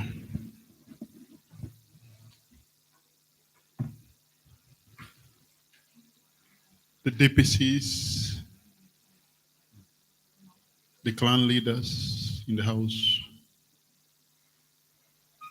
clergy, the media, CSOs that are in the house, all protocol observed. Good afternoon. My name remains Daniel Okello. I work for Passion Aid Foundation Africa, a non-government organization in Lango. Permit me to appreciate the DPCs for showing this interest and coming to have discussion with the stakeholders. Thank you. Election is something that we need to pay attention to. I remember in 2021 election, I was hired to work with Laxon on post-election violence. And I also worked with the Electoral Commission on some key areas. There are things that when you engage with the electorates, you hear the voice and you wonder whether we are walking towards the right direction or not. I love what General Tafiri always says, that what we know, you don't know. And what you know, we know.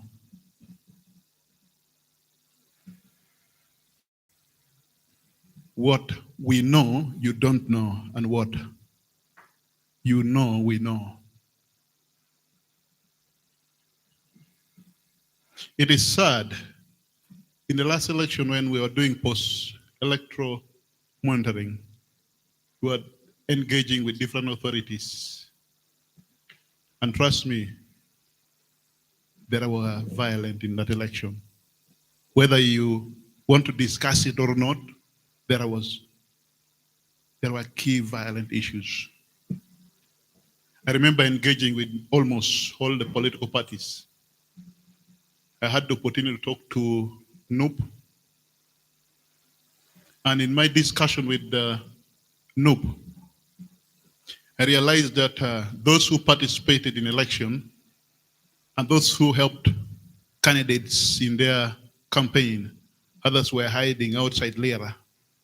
And those in Gulu were in Lira, hiding in Lira. Those in Lira were hiding in other districts. Because we had created an environment where people lived in fear.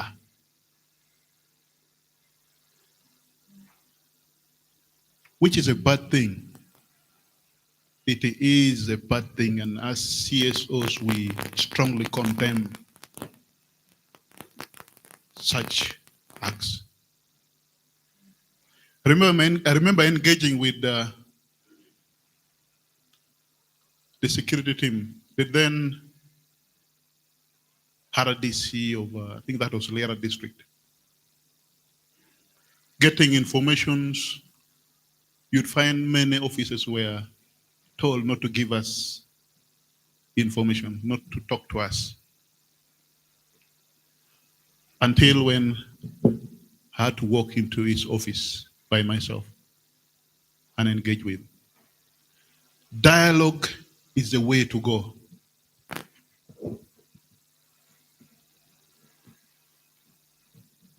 The young generation we are working with, some had not yet seen war and what it's called war. Even some of the policemen who are working in Uganda, some have not seen what we call war.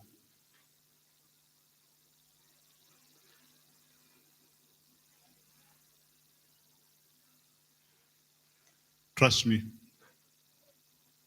we have the responsibility of reorganizing this country and have I am of free the opinion, and fair election. I'm of the opinion that by 1:30 we should be closing this meeting. So I feel, Dan, you know how to summarize these things. Yes. So as CSOs, there are particular questions that we need to ask ourselves. And the question is this country ready for an election? Are we ready for peace? Yes. As CSOs, we are committing to dialogue. We want to engage with government, and we shall continue engaging with government to ensure that this electoral process is peaceful.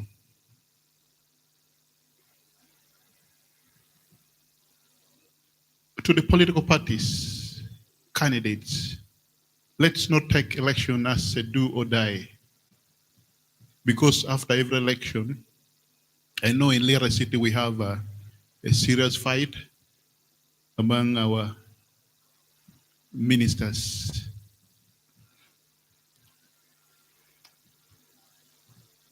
I learned of a situation where people came from different places. Some came with their children and other kids died during campaign. You know, when you die, you don't come back. When you die, you don't come back. And that is why you need to think twice when you are engaging yourself in a crowded place. It is you that can save this country from burning. It is the DPCs that can save this country from burning. I just saw when UPDF was requesting about 138 billion to provide security during this election. And also I saw recently a report on that when police was also seeking for about over 150 billion to ensure peace in this country. It is not money that will create peace in this country, but it is dialogue. Let's give room for dialogue. An act of saber rattling will not create a safer place for Ugandans. We are a young generation that when you talk to, we can reason together.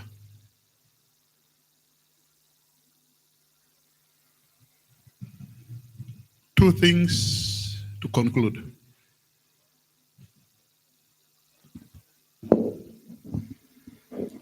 Number one,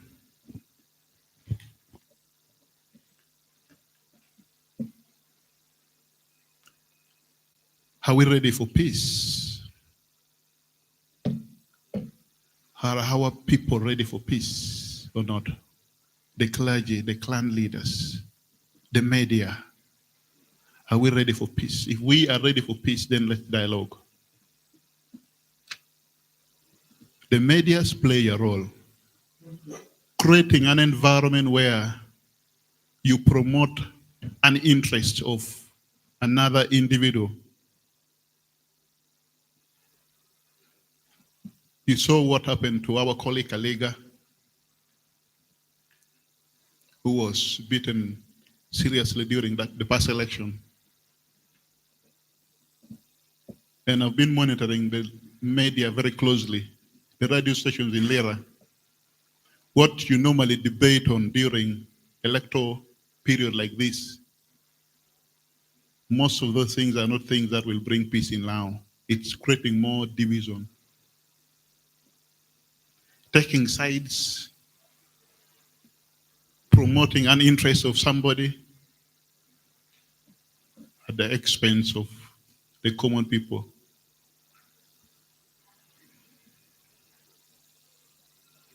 Lastly, what happened during electoral process that many would not talk about. I happened to witness a candidate in the last election ordering a bodyguard to go and beat his colleague. I smiled. Why do I have to treat a common person like that? Why do I have to tolerate such act? I even worked within the polling stations. I saw what happened. Trust me, what Tafere said is true, that what we know, you don't know. And I can tell the politicians in the house that what I know about what happens in a polling station, you don't know. Because I worked in the polling stations at some point. Let's open our eyes and confront impunity.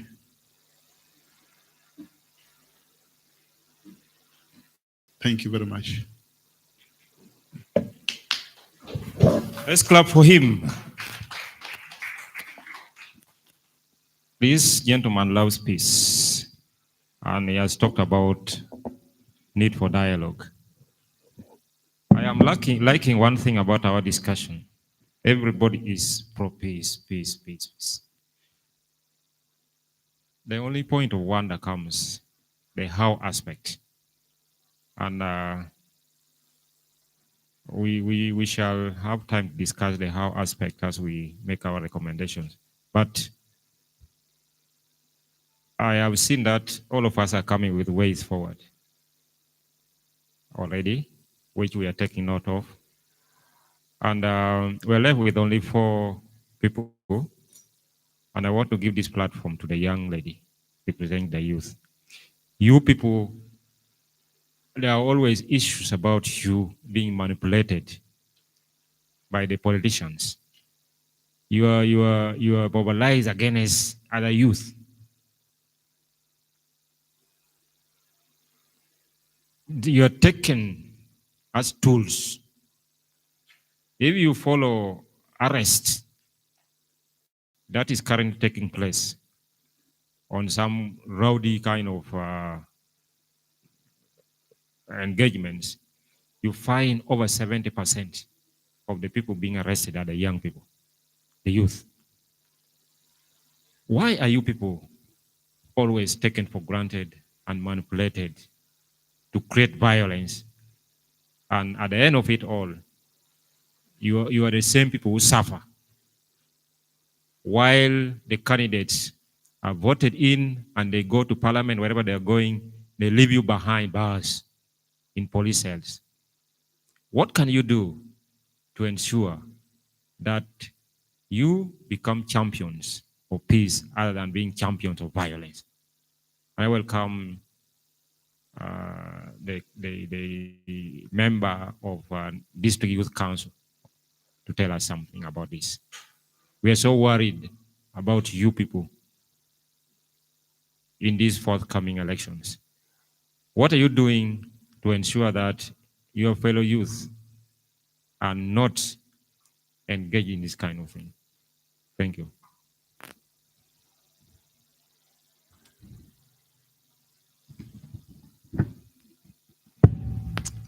Protocol observed once again. I'm by the name Akumarafela Jovita.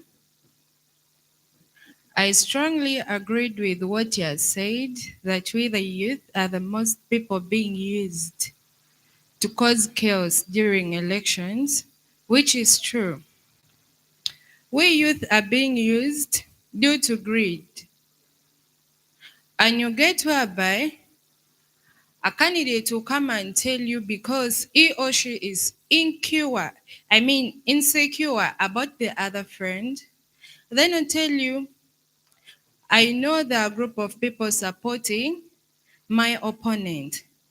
Can you please go and attack the opponent with a sum of only 5,000? And you get whereby a youth will not reason that much. Will say, oh, this 5,000 can help me buy maybe cigarette, maybe alcohol, and that's all about it. Then you will accept, he or she will accept to get the 5,000 and goes and cause chaos outside there, leading to injuries of other people, like destroying properties. Why are youth doing this?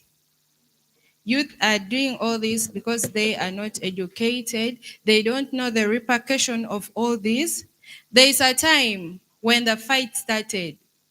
And then I asked someone, what if you get injured? Then I was like, I'm going to get healed like a cow.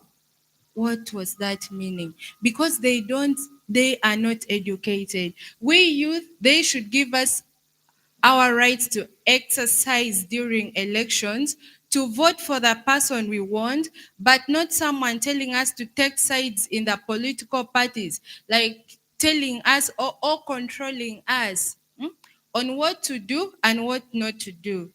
We just need our rights as the youth. Again, social media activism. You get whereby there are a lot of mishandling of media. Why? A youth is being paid a little amount of money and being sent that please go and tell this about my opponent. And you get whereby someone is typing, someone is editing a lot of things, not knowing the repercussion of that. And you get whereby the news is circulating, people even don't know, and the person paying this tells these people to disclose themselves. People should not know about them. And you'll be asking yourself, you get whereby someone is using a name you can't trace, the number, even if you try calling, it can't reach. Why? They are being paid by our leaders to do this. And we the youth, we are so dull that the very leaders paying us to go and attack people, paying us to insult people in the forum, paying us to cause chaos in the city, are the ones that we are too dumb to go and support them. So I would advise that our leaders should come, talk to the youth, educate the youth before this election begins, so that when that time comes, we have a very peaceful elections in the city or in the country as well as large. Because this matter, it's not all about in Lira City, but it's countrywide, whereby they are paying youth to attack the oppositions, they're paying youth to attack other parties, because youth are the most crowded people in the country. If you're to start counting the voters in the country, you get whereby youth are the most people that have a lot of votes, and they do call them precious group. They are the people that are being sent to put pressure, to take voters, to bribe voters. But why? They use it in a very weird way, whereby they're fighting each others. If you tell them, like if they tell you, are you going to vote for my leader or not? You refuse, they slap you, which ends up hurting you. Why? Because they are being paid to do that. Our leaders contesting should stop paying the voters. Should stop paying youth to cause harm to the community, because our parents, our elders are suffering. Why? Because they're getting beaten of what they don't know about. They're innocent people. And this youth, once they're drunk, they beat anyhowly, they don't care.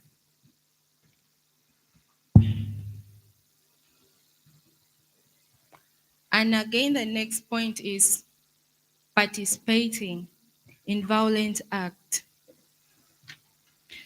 Most of the youth are being engaged in violent act. Why? Because of too much drugs.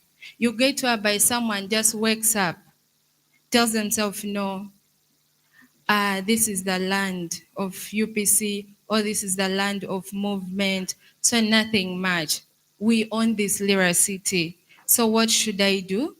I should right now go and start campaigning anyhow I want, because once someone is into drug, he or she feels like is capable of doing anything. And by that time, it will be having a lot of, not knowing that they can end up beating him or her, leading to death. And again, the last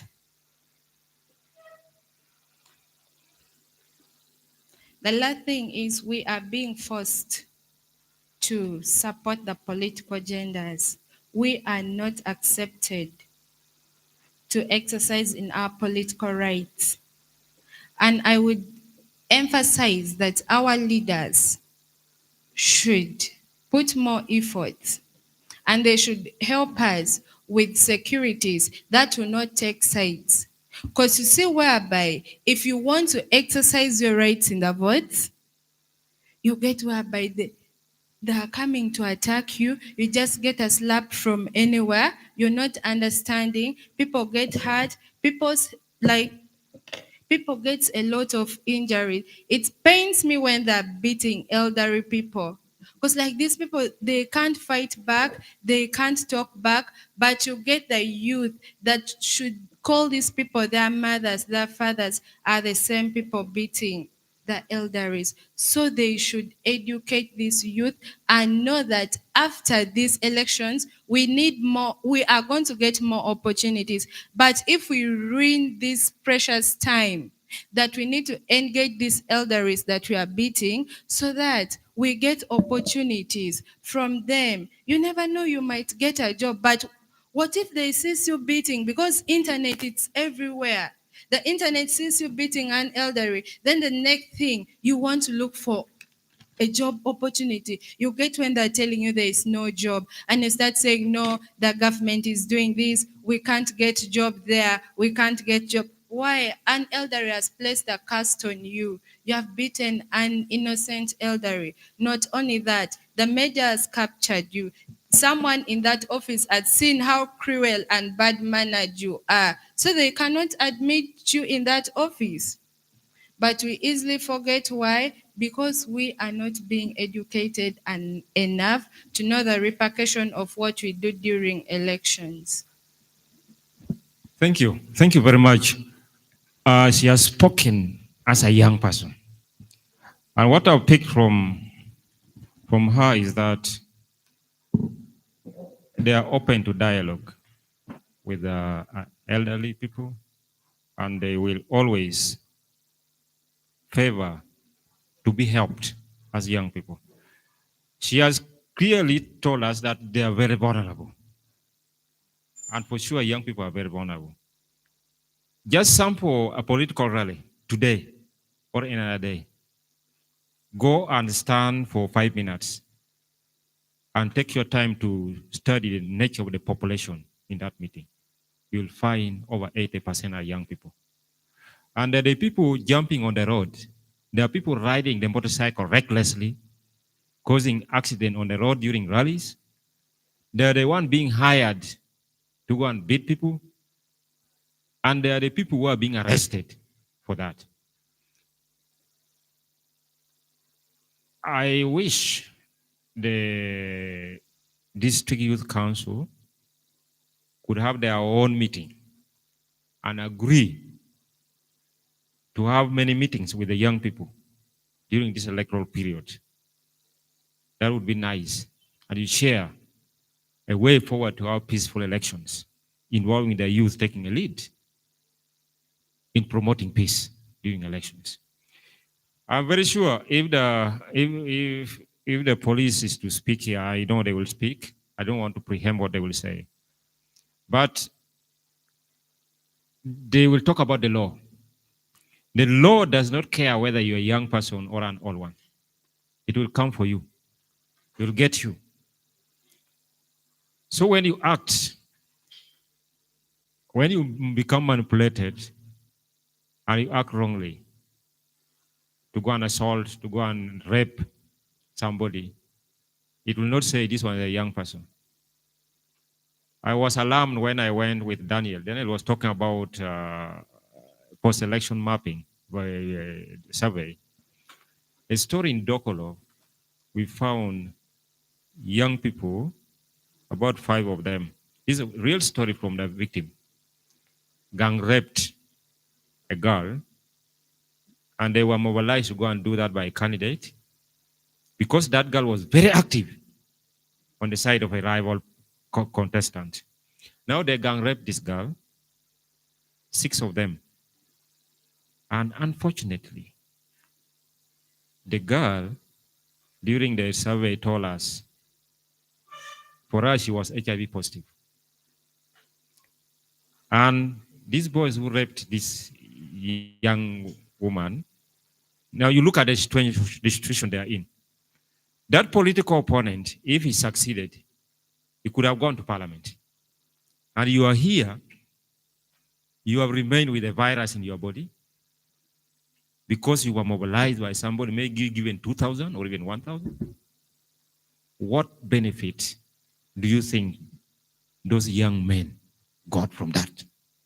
And this is what we are talking about. And this is what we are talking about, that it starts from you. Why would somebody use you and take you for granted? For him, he has not raped anybody. He has gone, he's earning millions, 330 millions in a month. And for you are here. You have now to begin struggling to take ARV every day for the rest of your life. What does it benefit you to do that? So we need to think about this. Young people need to have a platform to discuss peace during elections. And these meetings do not need NGO to come and sponsor it. If you could talk to your friend on a one-to-one, that I think as young people, we need to do this. Change one, change another one. So I think that is what you are trying to tell us, how you can work as young people. May I now take this platform? I want to invite a security personnel. And the DPC of Lira CPS will come and address us on possible peace in Lira City in the forthcoming elections. You're welcome.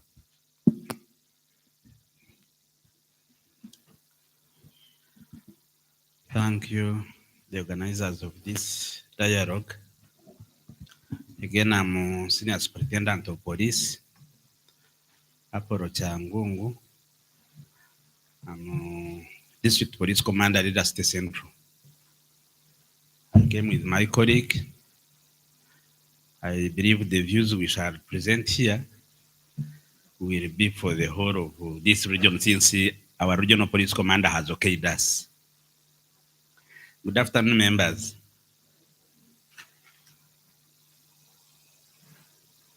I'm very grateful for the organizers of this dialogue. One time when we were in a meeting, also towards, I think, elections, later on, they told us that meet, whether there are 100 times, do what? Meet. At the end of it, all what we want is the solution and the answer. To remove all these issues. This habit of saying, they called us yesterday and today they are calling us. Please, you meet. Remember, the challenge we have is still ahead of us. So members, I want to thank you so much. Whether it's meeting even 3-4 times a day. When we reached in the morning, we found the door closed. They told us we are going to sit here. When we waited up towards 9, we said, no, let us first run for another meeting, then we shall come back. But the organizers don't get tired. Don't get tired. The members who are here don't get tired. You meet. You meet until we make sure all of us are moving on the same page. Now,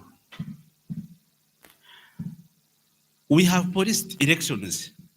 I can talk of my example, though my Honorable Prime Minister, for him, has a big experience than me. We have police elections, but Honorable Prime Minister, I want to tell you that the politics you saw the other times, things are totally changing. And me, if I can tell you, 1996 elections were peaceful. But if we can reflect on 2001 elections, that was the beginning for Uganda. 2001, during the times of, is it reform agenda? Yes, I think reform agenda. That was the beginning for Uganda.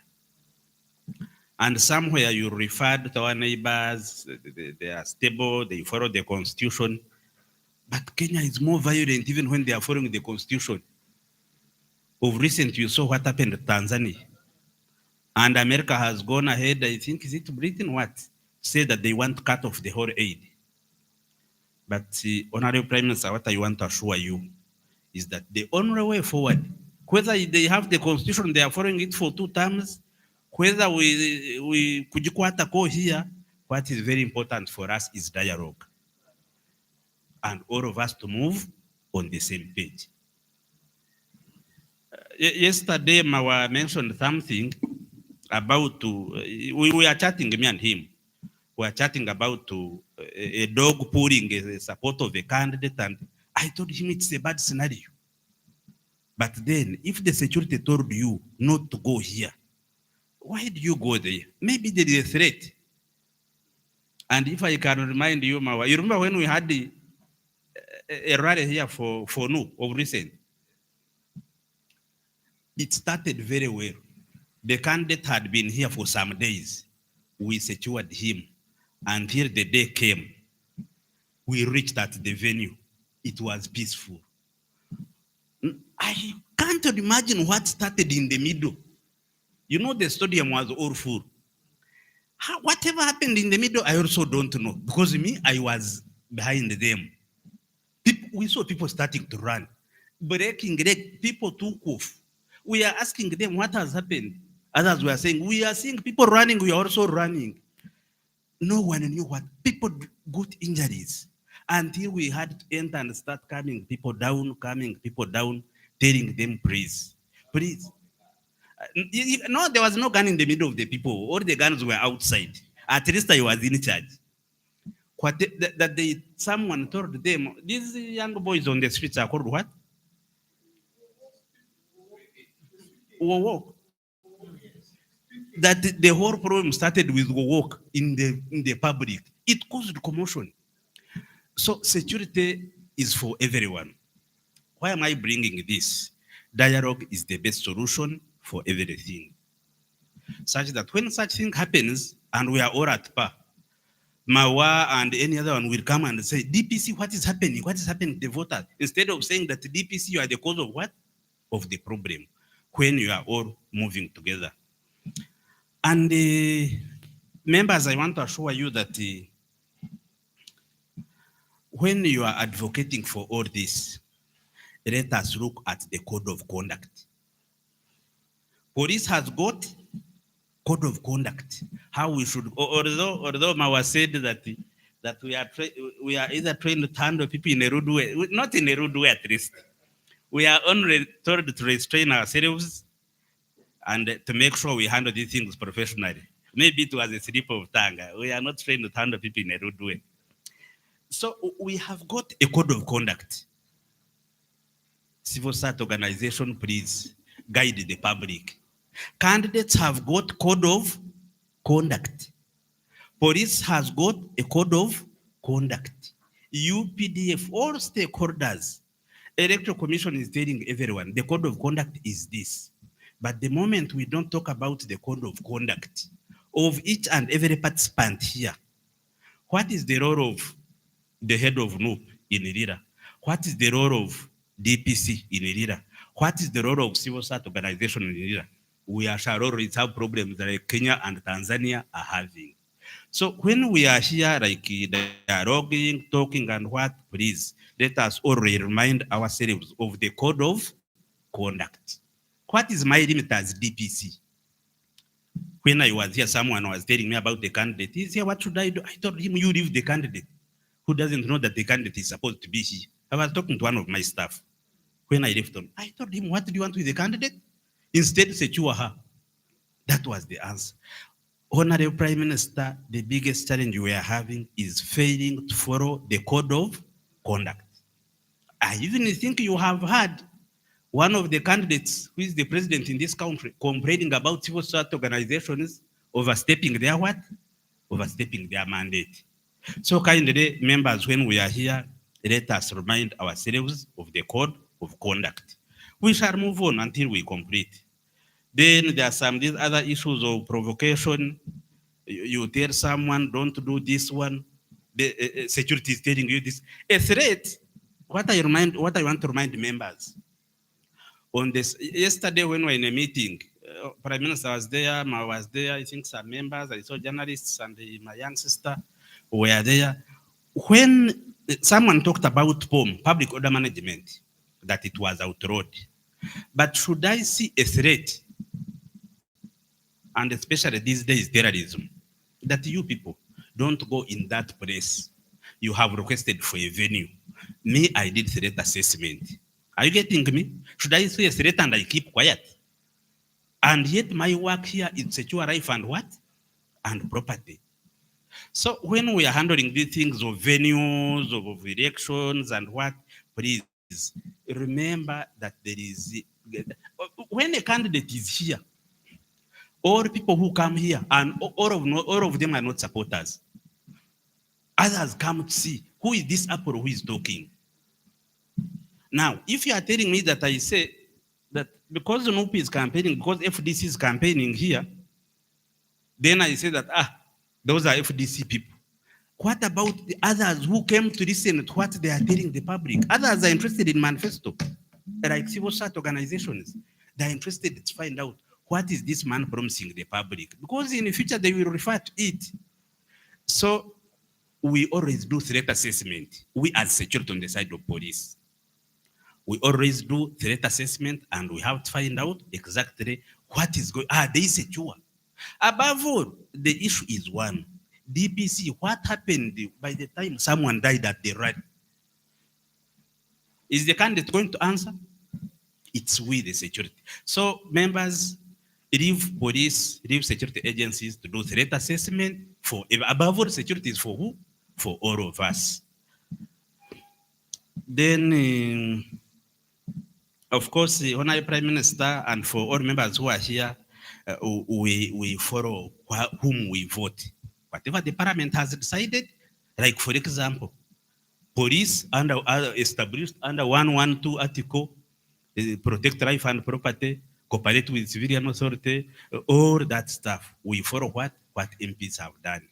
So when you see these regrets behind, sometimes when you are comparing us with other countries, they are the leaders. We did what? We voted. If you voted like this one, that is it. You vote like I had someone, one of the candidates, telling people that no, even if they shoot you dead, for us others we shall follow. Surely. That's the leader you want to do what? Yes, you want to vote. So members, let us not put our lives at risk. And the accountability will come to security agencies. Then maybe I wanted to remind you, it was also from Honorable Prime Minister, we have not only had 2 candidates, only others come and noticed. I don't know whether any one of you had that one of the candidates even came and entered the saloon here in the town. I was also entering a saloon. I met the general, who is the presidential candidate. He was also coming to shave. Until I noticed him, I had to stand and tell the people of the saloon that you first shave my boss here, then me. So we have had more than one, but others can, when they are noticed, you only hear. Others come on the days they are not even given. Then you find they are putting security agencies at risk. Then, but we are moving on well so far. I want to thank members who are here, like what Ma was saying. Please invite us with security agencies. She thanked us. Please invite us. It also gives us checks and what? And balances. You heard what they are castigating people who beat up a journalist. I was talking to this one that if it was police, yesterday when a meeting they talked about it, they talk about police. You come in this one, they talk about police. Another one I will not go there. Because you know they will talk about what? So you inviting us, it gives us checks and what? And balances. Don't leave us behind, and we are in the, and above all, running, by the way, the sky is no longer the limit. Even some people have gone beyond what? Beyond the skies. Please, organizers of this function, endeavor to invite us. We are ready until we all make sure that Uganda is safe. Then I'm trying to summarize what I had. Then we see, of course, my representative from the railways, yes, what you are saying is a real threat, a real bomb. And from the dialogues we have had, we are talking about youth being misused, being what? They are not talking about the issue of drugs. Right now, if you came and I took youth cells, I have over 70 suspects in custody. And if we are to collect around the whole division, we shall reach over 100. What is the age bracket? 13 up 25, 29. And there is a habit cropping up in those young boys you are talking about. Someone talked about, I think it's the other gentleman. Oh, this one. Gang raping. This age. What they are doing, what candidates are doing. When they know Mao is going to campaign here, they go in the trading center there. They buy them warrant. Everything that they know is going to do what? There is something you have not known. They put it under the tongue. It dissolves like glucose. You are talking to a person, you think you are talking to a human being. 30 minutes, the person has changed. But when this person entered here, the man was normal. Even he can excuse himself as if he is going to ease himself. Shortly, the man comes. You see him taking uncoordinated things. But when this person came here, it was okay. What again has happened?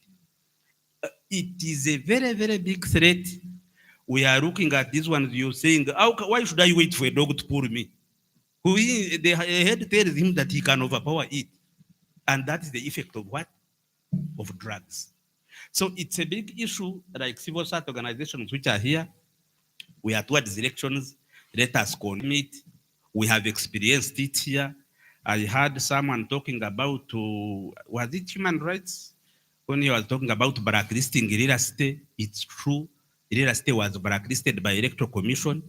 It was blacklisted by police. Civil society has blacklisted it. When we compared notes, we found Lira State is a threat. Now, whatever people we are talking about here, it has happened here, including people who are in prison. Yesterday, you had the regional police commander talking about it. Whatever they have talked about here, all speakers, is happening in Rust. My counterpart is here. Including someone targeting a candidate when he's here, he changes notes of 1,000, 1,000, 2,000, 2,000.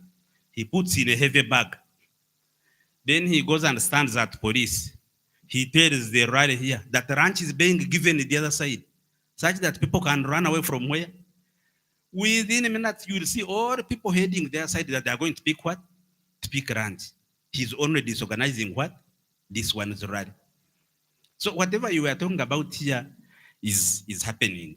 And with this dialogue, and with this conferencing, and with the human rights, we are outside when we are talking. We hinted on something you had told us actually for like 2 times. So the use and drugs and what? It's a real threat. Before, during, and after elections. I had people talking about post-election violence. You remember that thing that developed like a cart in Kenya after the elections? That is how it started. And it was a combination of the youth. That person I hear in Kenya called Gen what? Gen Z? Gen Z.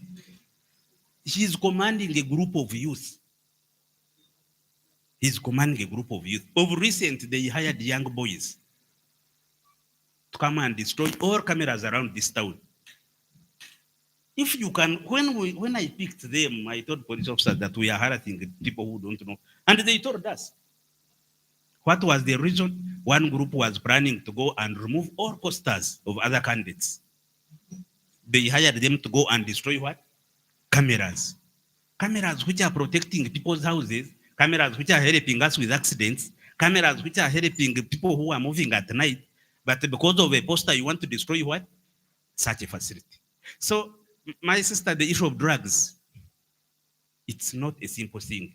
Within this dialogue here, we need to talk about it and we need to condemn it until we go through elections and probably after, and we have to look for solutions.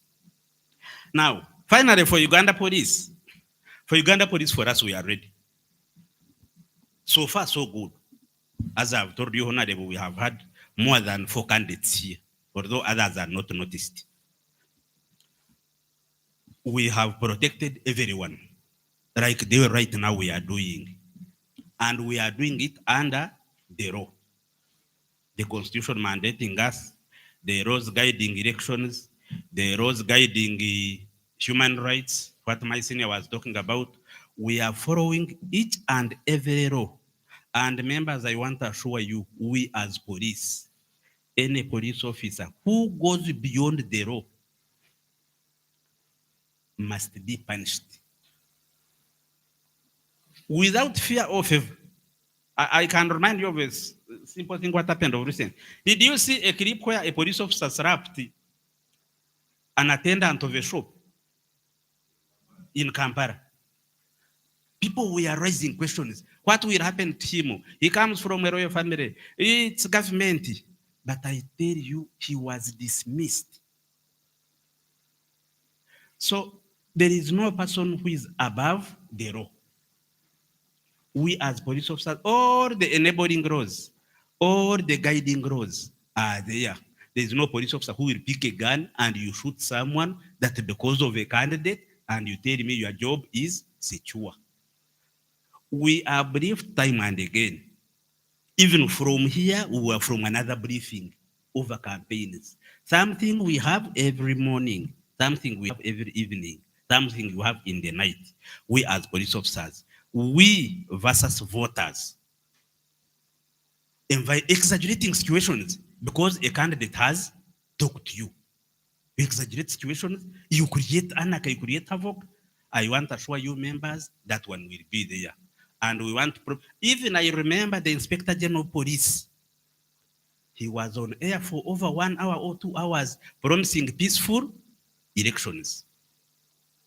So we want to assure you, we want to assure the church that Uganda Police Force, under the guiding laws, under the neighboring laws, go and assure the public that police is saying we are going to have peaceful elections. With those few words, I thank you for listening to me.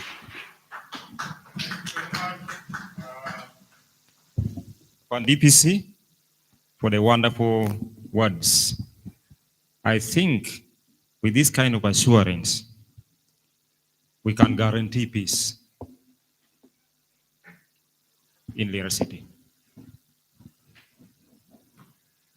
Afande, what I've learned about people, including me sometimes back, people fear you. And I want to tell you that there are people who even fear to cross the police stations, even if they are not guilty of anything. They just fear going there. It's just like a barrack, military barracks. People associate those areas to, I don't know whether it is restricted or is a place where only criminals stay, or if you go there, you'll be arrested. I think at this time, you could use it to assure the public here, this is the public, people who are here, that place is a public place. And you people, you are so friendly. I've been there. I've gone to your offices. They're even more welcoming than we who think we are not military or police people. And I would like them also to take this opportunity to give us a contact, how we can reach you easily when there is an issue. We should report to you so that actions are taken immediately. And I would like to appeal to you that when, during this election period, the police become the key stakeholders, the key stakeholder that we should get in touch with them most of the time. They are there to help you, to help me. Even if you are in a different political party, but somebody is already crying down there, already beaten, I feel it is necessary for you to take action immediately and report to police so that actions are taken. Thank you. Yeah. Thank you for reminding us. Let me start with the phone number of DPC Lira West. Even if it's not elections, any other security threat or what, you can contact him. 0772 856 222. 0772 856 222.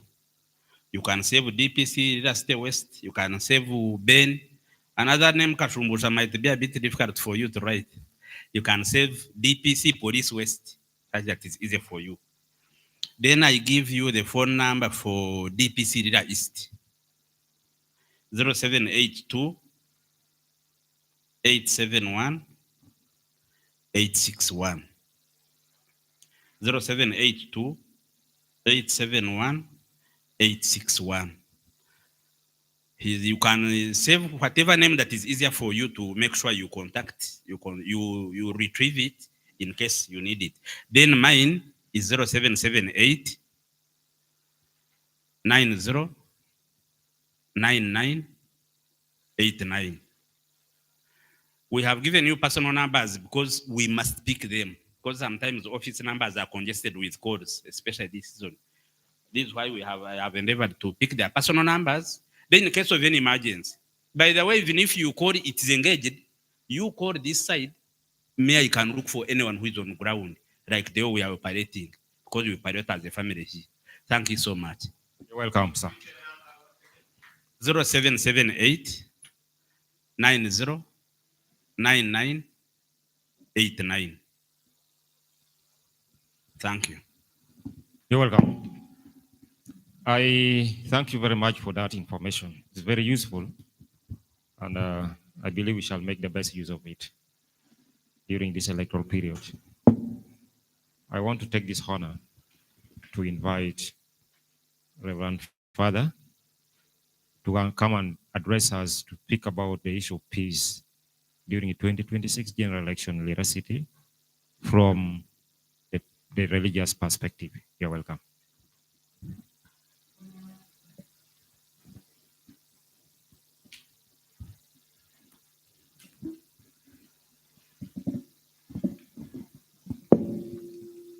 Distinguished representatives from the Lango Civil Society Network, our cultural leader,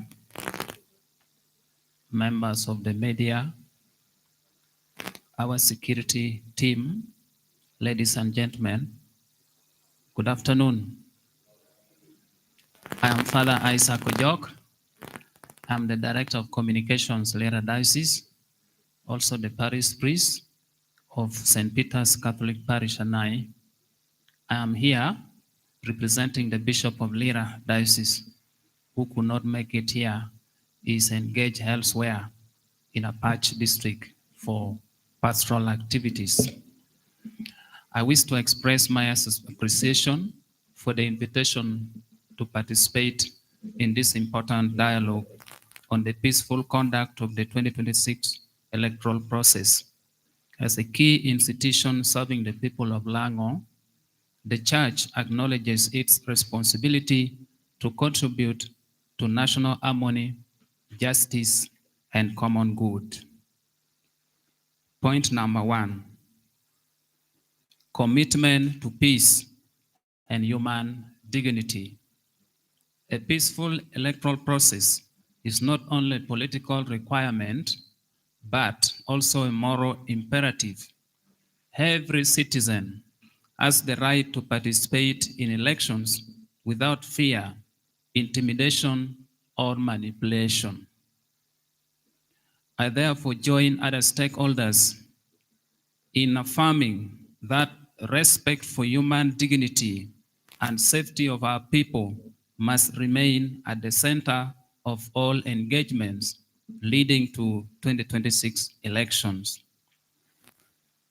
Number 2, the role of the Church in the electoral environment.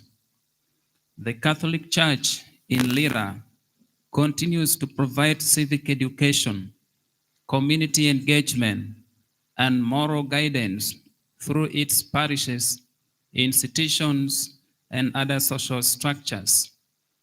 We remain committed to working collaboratively with all stakeholders, ensuring that our communities are equipped with values of non-violence, mutual respect, responsible citizenship, and constructive dialogue. Number 3, it is an appeal to stakeholders and political actors for responsible conduct. I encourage issue-based campaigning, respect for opponents, and avoidance of any form of incitement or actions that may fuel tensions. To the security people, impartiality, professionalism, and adherence to human rights standards are essential for building public confidence. To civil society and the media, Your efforts in civic awareness and accurate, balanced communication are vital in preventing misinformation and promoting informed participation. To cultural and religious leaders, let us reinforce messages of unity and discourage narratives that divide our communities. Number 4, I would like to give the practical areas of collaboration. Lira Diocese stands ready to support joint peace initiatives like this one, including community sensitization, early warning, and community dialogue mechanisms, and coordinated messages that promote harmony.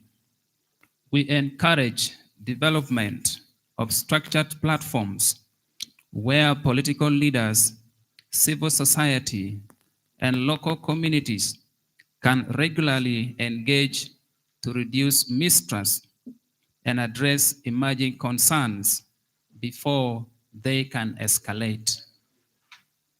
In conclusion, therefore, as stakeholders gathered here today, we share the collective duty to safeguard peace in Lira City and the Greater Lao sub-region. Elections come and go, but our social cohesion and the well-being of our people must endure. Let our actions throughout this electoral season reflect maturity, responsibility, and commitment to the future of our country. I thank the organizers for this platform given and continue to reaffirm the commitment of the church and its readiness to continue partnering in all efforts that promote peaceful, credible, and inclusive elections. Peace be with you all. And with you also. I thank you. Amen. Thank you very much, Reverend Father, for relaying the voice of our Lord Bishop in this great gathering. I am optimistic that the church will play a key role because they have the greatest number of followers. And if they could reach peace in every day's prayer, we commit elections in Lira City, I believe we can change. We can change the behavior and the character of our people. I would also like to implore that the church should not take side with the politicians. Whoever politician calls you to go and pray for them, which I believe it is better to do it indiscriminately. This is how the violence also comes. Because when you're invited to pray for a candidate, you go for this one, the next one, the other one invites you, you don't go. Then that is where the division becomes. And that's where the citizens take as an opportunity to begin polarizing themselves along religious lines, and that's how the attacks begin to come in. So I think the church should be a uniting factor in this process of elections.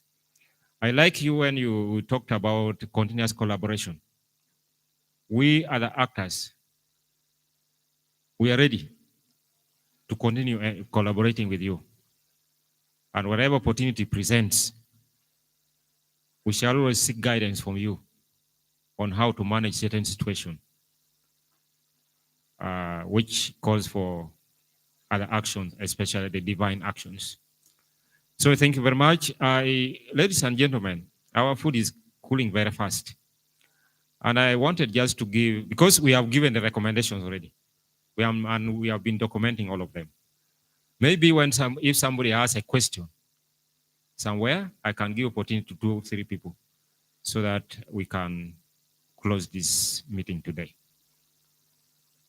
In case you want to know about something that have been said here, or you want to add your voice on something, I can give you some minutes. Yes, the media, you come here. I will give you this platform at this point to talk something about the media. There have been issues coming up on the media neutrality, the media attack on the media, and all that. You can add your voice onto that. Thank you. Thank you so much. Good afternoon, colleagues and participants in this engagement. It's a pleasure again being part of this engagement. Earlier on, I introduced myself as a Stewart Bua. I work for Radio Wa as a programs producer and talk show host. Generally, I manage the program department of the radio. I'll try to be precise. I just want to add my voice a little on the discussions that have been going on here. And I want to first start by appreciating everyone who gave in points and take home for this engagement.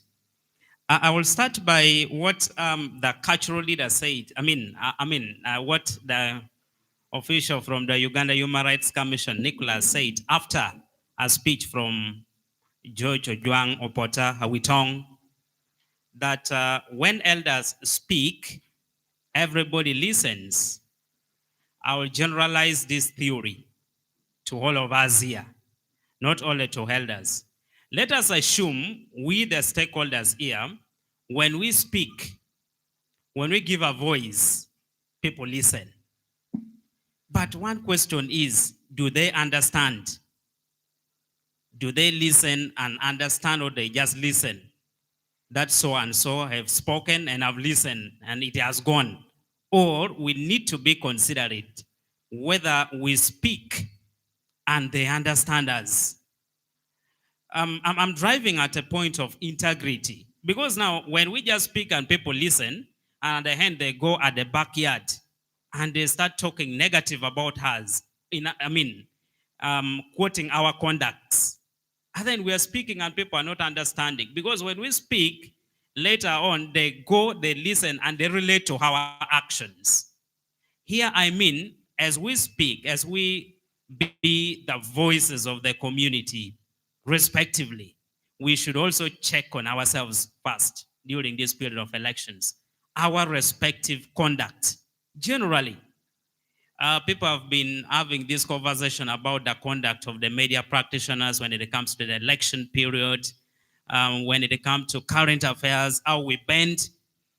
Our times, some practitioners become unprofessional.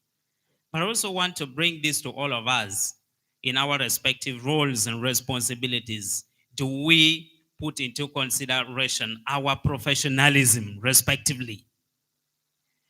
When it comes to political season, I think there is a mindset. At times I feel we sit and first talk about where the country is going politically, just where the country is going.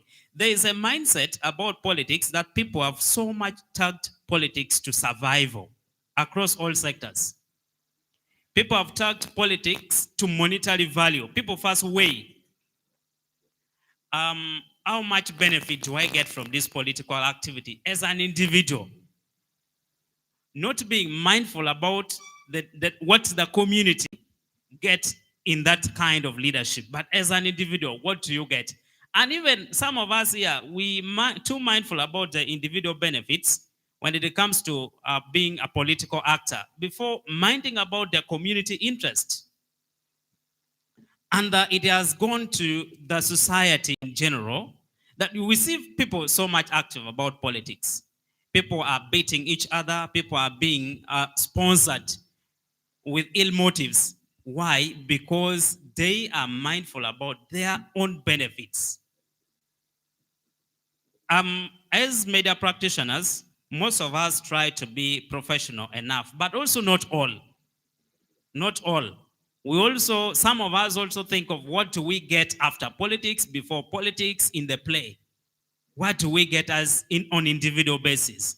This is the mindset that we need to change. And we need to change the mindset of the community that we don't need to tag politics to individual interest, to materials, to money. We don't need to tag politics because that is where we go wrong.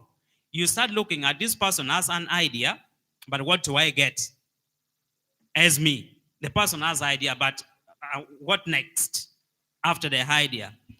There is a stereotype that once you are directly in the political play, you are living well, you are surviving so well. It is a stereotype.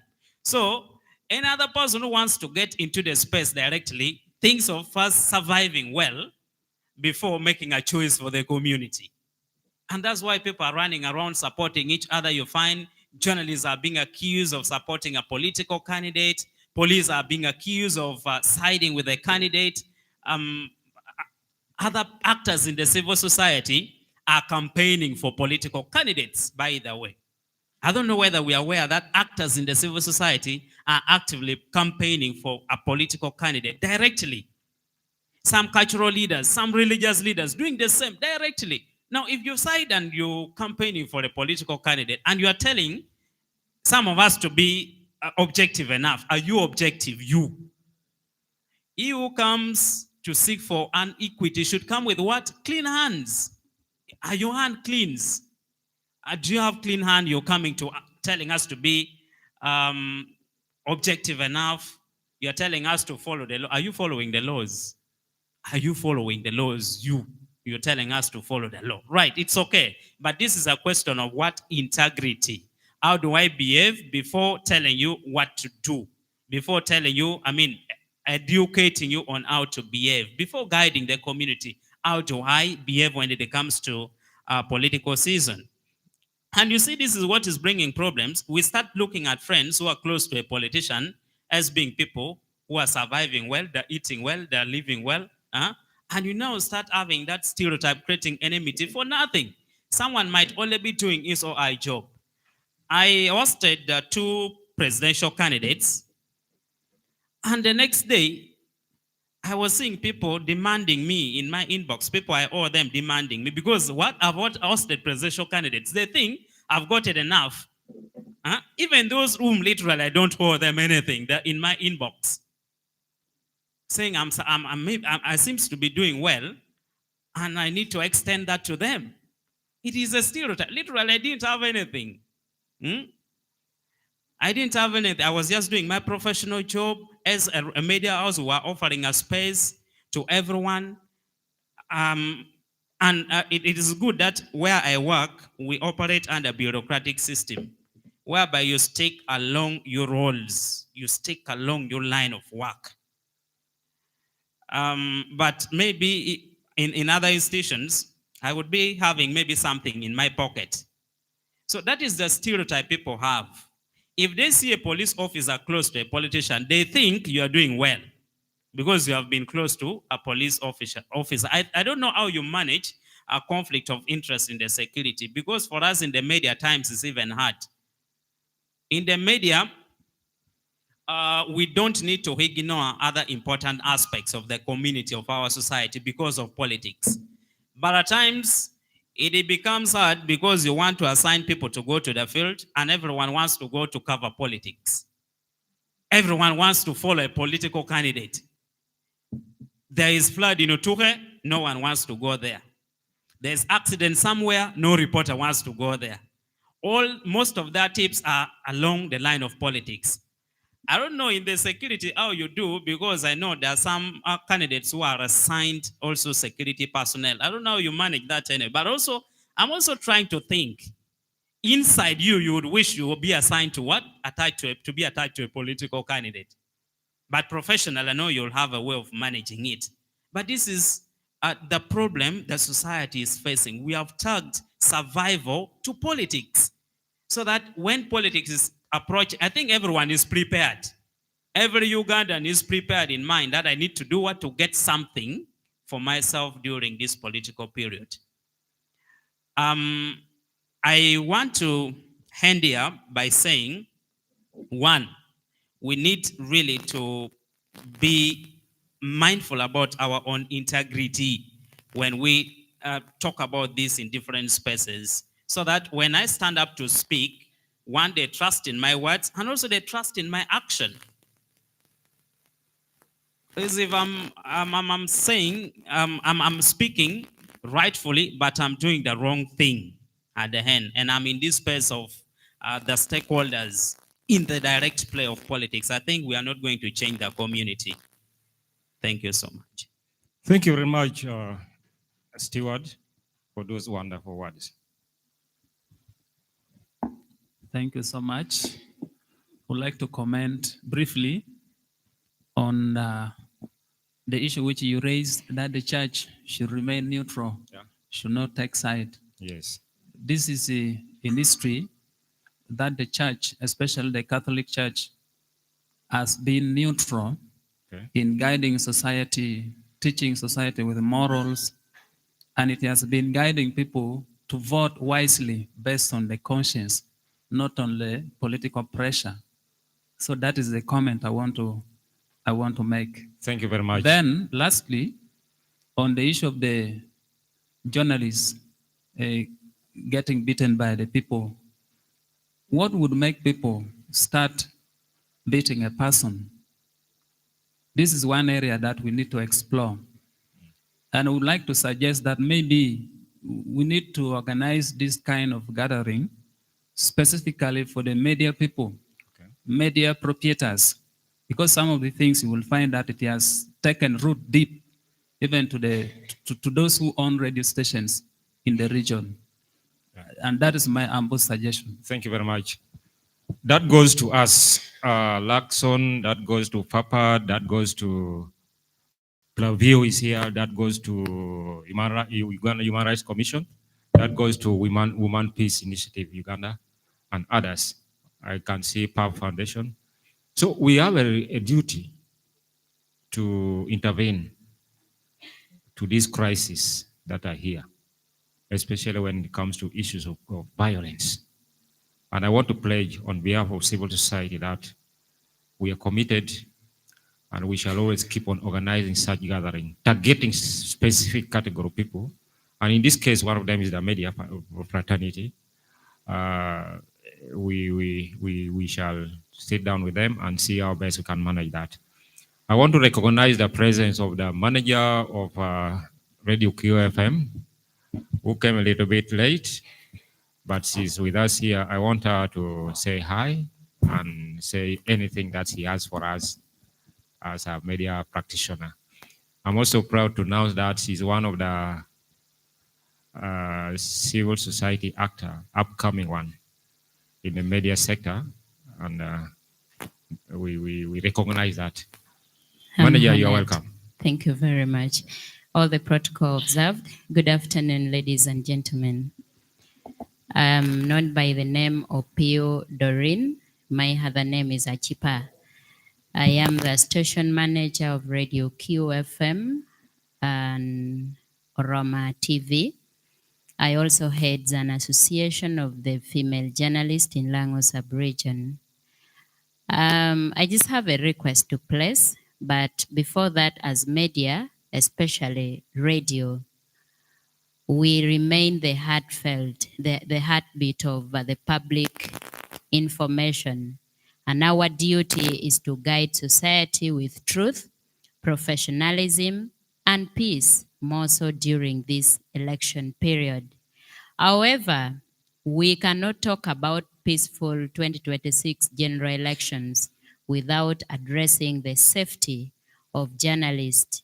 Just as you've heard many speakers have mentioned already about violence against a journalist that happened last week.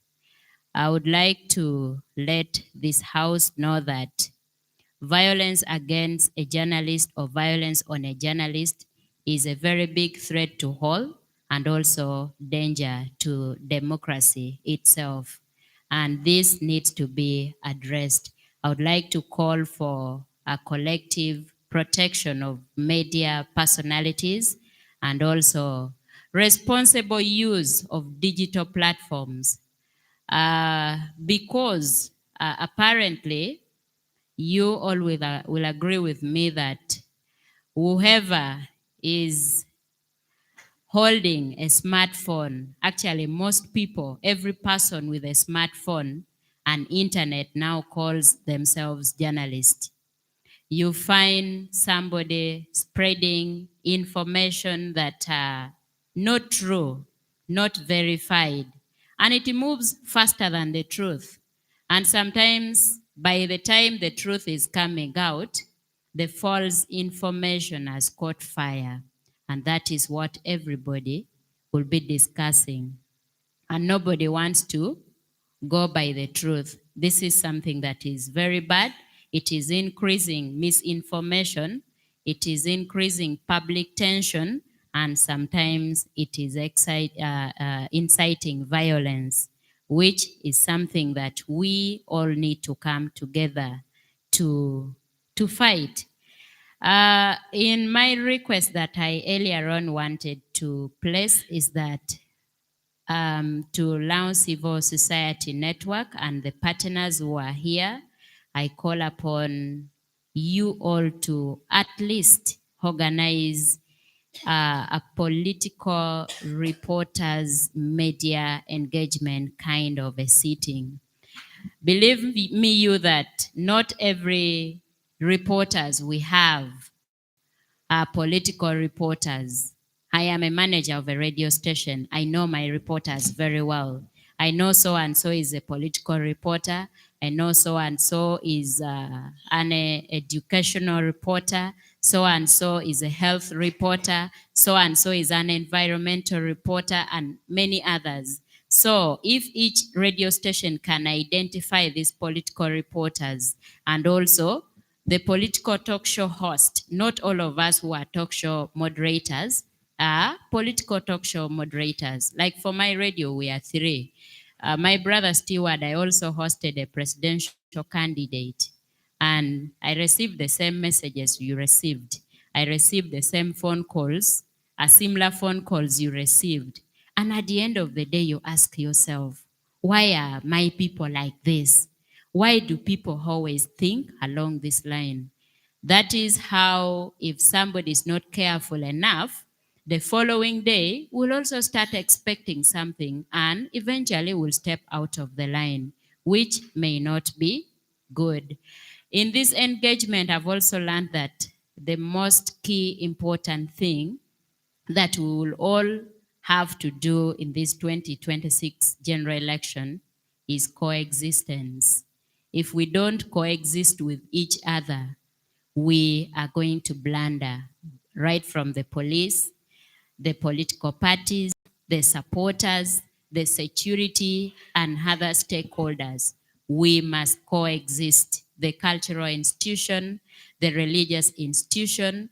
If my radio is Anglican based, if my radio is Catholic based, if my radio is Pentecostal based or a Muslim based radio station, how am I going to, or how am I coexisting with other political candidates who are from a different denomination? This is something that needs to be looked at critically from both parties, from everybody. We must learn to coexist whether we want it or not.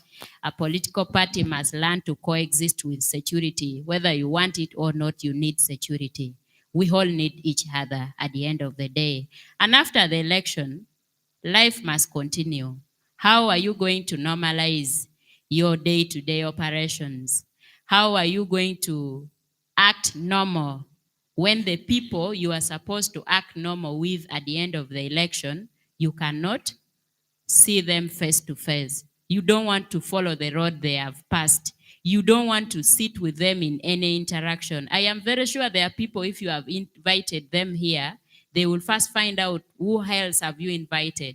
And if they know Apap Ojwang Opota is there, they will not show up. They will not come.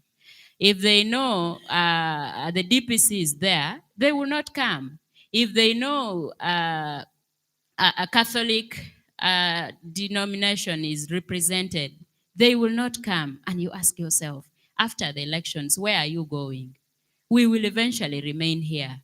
So that's why coexistence is key, and that's a message as media people we need to pass to our followers, our listeners. Thank you very much for Thank the you very opportunity. much. I like the word coexistence. We need each other. And for the purpose of peace, this should continue. I think we have come to the end of this gathering for today. And I don't know whether we are all now prepared to champion peace during this 2026 electoral period. If we are ready, then we are set to go. Now, we shall do only two things. One, we shall have a closing session. Then two, I will make some announcement after that. As we go out for photograph, group photo, I would like us to do something that will make us all remember our sitting here. So that when you are creating violence, you remember that I did something at Margaritha one time. It will keep on reminding you every day. That is a very simple thing. We have, Sharon, you put that thing on that flip chart. That flip chart on the board, please. That one, you bring the whole thing.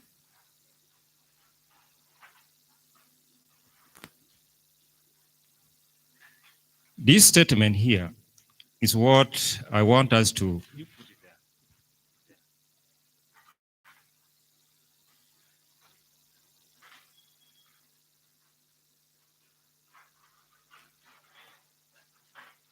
There's no force in it.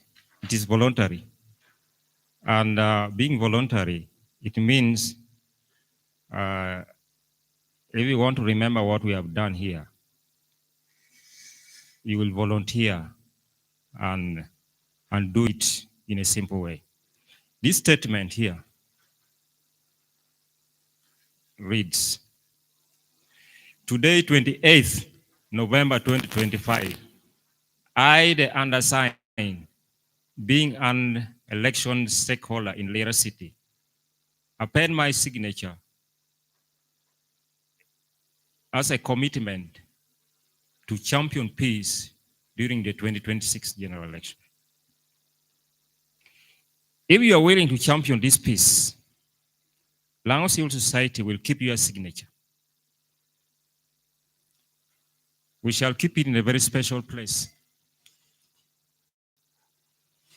to keep on reminding us that on this day, we all agreed to champion peace. Championing peace takes different forms. You can talk to somebody, you can advise somebody, you can refrain from being a creator of violence. You can avoid where there's violence. That is championing it. So whichever way it takes, we could have done that. So that when you are doing it, please flash back to this document here. It's written in marker, blue marker, but it will remain a very big document for us. So we shall do that as we go out. If you are not comfortable with, don't sign. If you want to be a champion, you just append your signature without writing your name. Just append your signature. So I want to take this opportunity to invite our mama from Women Peace Initiative as a recognition of the elder here to come and close this gathering. You're welcome.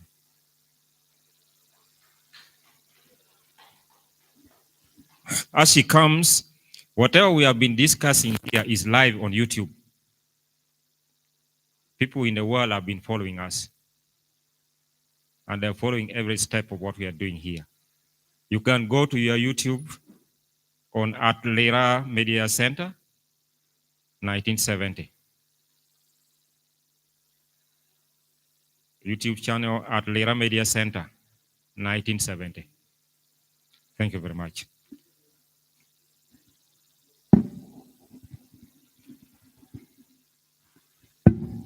Thank you very much.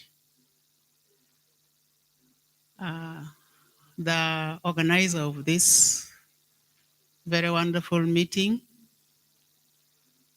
and I'm highly honored to be requested to make closing remarks. I'm Margaritha Kulelem.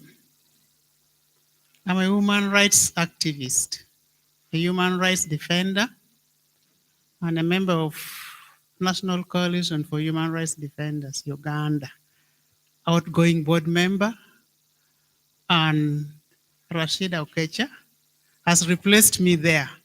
Incidentally, she was even my student. So we are moving in human rights work. Before I make the closing remark, I would also now take this opportunity to talk something about my journey in fighting for my rights and maybe fighting for peace. And sometimes, violence brings peace.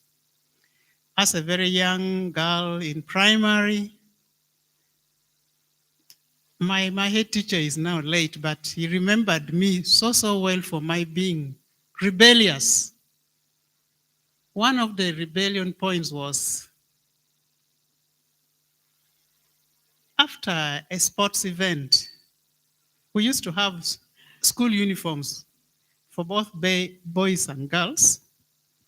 And whenever I would return mine, I would have washed it clean. But other students, other pupils would bring theirs dirty. And then I was picked together with one other girl to go and wash the sportswear. And it included even those for boys. And a girl in primary, how would you think of washing clothes worn by boys? I rejected because I couldn't think of washing for boys because I had washed mine. Why didn't they wash theirs? It became a very big issue. I was brought before staff members as to why I had rejected doing that work. I didn't even know what I said, but for the first time, I wasn't even punished. Usually, you would be beaten for refusing to do some of those things. And I've been fighting. It's only recently that I realized I think I was fighting for my rights. How would you force me to do something I don't want to do? And is it right for me to wash men's pants at that age? So I thought I felt, I've been doing this thing for long. And when I was now in Dr. Bote College, my rebelliousness continued. They reduced the number of workers in the school.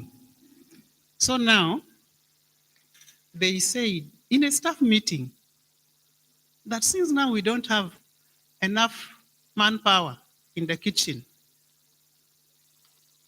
let the girls do the peeling and fetching water in the kitchen. And I was the only female teacher in the staff room. And when they were now about to minute what was resolved, I said, I have something to say. When I was given the floor, I said, I'm not against girls peeling, and I'm not against them fetching water for cooking.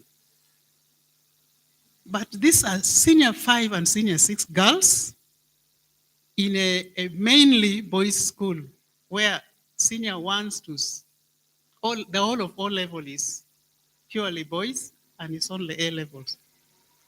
So I told them, for me, I feel let the peelings be done class by class. Today it is senior ones, tomorrow senior two, and so on. You know, they couldn't implement because they couldn't tell the boys to go peel or fetch water. And I won. And okay, coming now to women's rights. I was in politics. When I was in DOC, I was elected to represent women of Otuke in the district council. So I was doing both the teaching work and being a representative. And it was from that time I started my journey directly now of women's rights movement with the Matembes and so on, up to now. I want to comment a bit on monetization of politics. This thing has been there. Even in 1980, when I voted first, I was a first year student at Makerere. There was money used to change people's minds. And there are lots of manipulations from that time. Okay, what about violence? In 1979, I was in Senior 6, Tororo Girls. We were cut off, we couldn't come home. Army officers who were fleeing planned to come and rape the girls in the school. So administration said, the best is to evacuate the girls. We were just about 86 remaining in the school, mostly from Lango and Acholi, and from Buganda and Western Uganda. Because the decree was, beyond Jinja, you are not going home. Beyond Soroti, you are not going home. So we remained in the school, but we trekked across to Kenya. We walked, I don't know how many kilometers it was. We started in the morning, we arrived in some school in Kenya, around 5, 6 in the evening.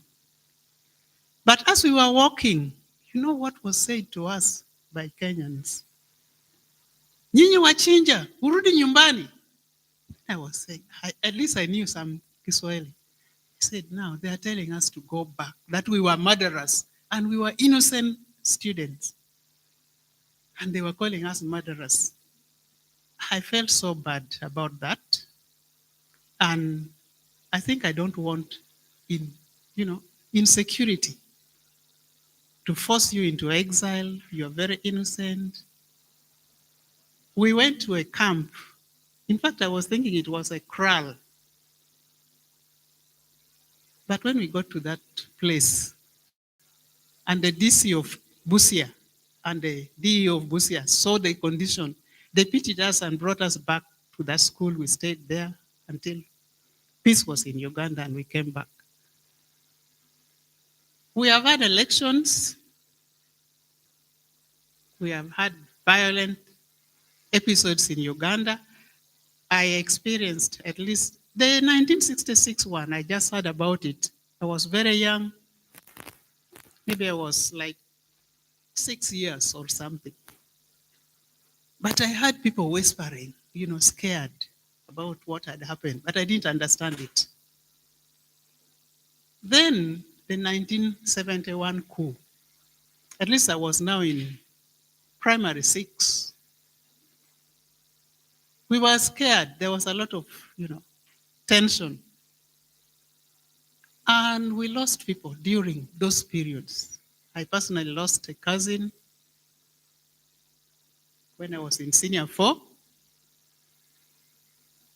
And, I heard gunshots for the first time, although there was a lot of insecurity. Gunshot was not there. I heard gunshots for the first time in 1979 when we were in senior six. But at the university, that was another story. 1980, the gunshot that rocked Kampala. I was in Mary Stewart, almost the topmost floor. And can you imagine gunshots causing an earthquake? The building was was shaking. And I was wondering, how am I going to get down from this building? But there were others who didn't. Especially my roommate was not scared. She was laughing. And I was scared. I think I don't want that kind of experience. Now, we are here talking about peaceful elections. How are we involving the women in peaceful elections? Somebody stated that during the attack on the journalist, the women were even more vigorous and more vigilant. You know, we women, we are very emotional. Give us some opportunity to express ourselves. You will see the violence. It will be too much. You will see chaos. But give us the education, make us understand our roles, we shall be the most peaceful people. And as a woman, and as somebody who has been involved in the peace movement in Uganda, I think the women are even getting tired. It is no longer very vigorous. I remember the 1996 elections, there was civic education by Nau and so on. But that civic education has kind of died. It is no longer there. So we need civic education to educate the people. You are talking of women and their participation. Do you know, for them, they say, I once contested. And when I was asking the opinion of the women, I thought they were going to support me. But they said they were listening. They're going to hear what the youth will tell them, who the youth will tell them to vote, and they will vote that person. So the youth are here crying, want guidance from the elders. But our elders, the women, are waiting for guidance from the youths who are already deranged. Where will we go to? So we need a lot of civic education to educate the women, and we need some steps taken to reduce substance abuse in the youth, because we have really gone down the drain. As a woman, I pledge to advocate for peaceful election. I would advocate that you involve women in the early warning systems so that they can tell that there's a problem here and they report. Once women are educated and they know their rights, they are the best people to carry out. And by women, I mean both women, the elderly women, the young girls.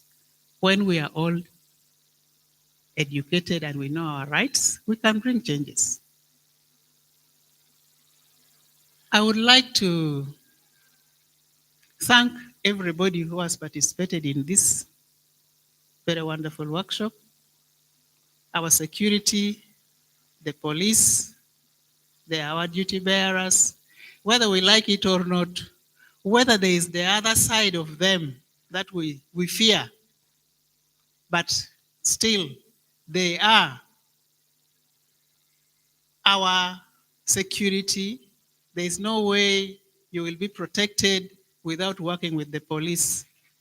When you are beaten, even if you are beaten by police, still you will report to the police.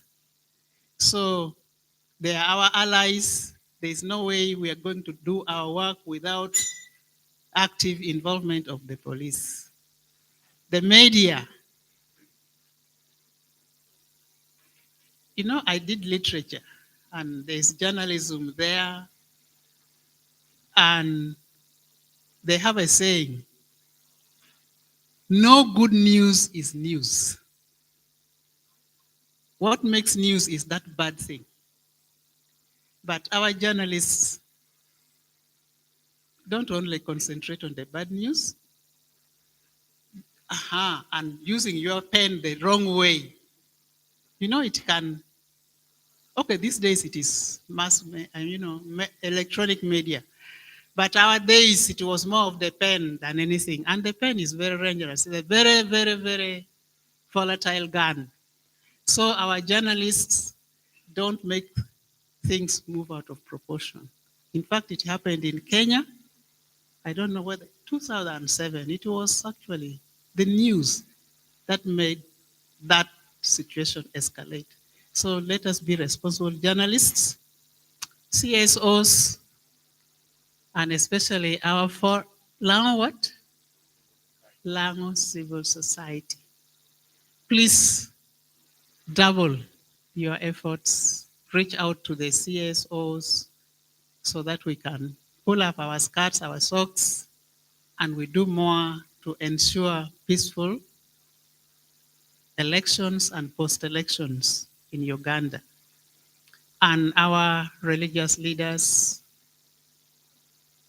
you know, people listen to you. I remember, was it 2004, when there was some riot here in Lira? It was the religious leaders who went to radio and appealed to the people to stay calm, and that riot ended. We continue to urge you to work with all of us, the CSOs, the politicians, to maintain peace, to ensure there is peace in these elections and even in the post-elections period.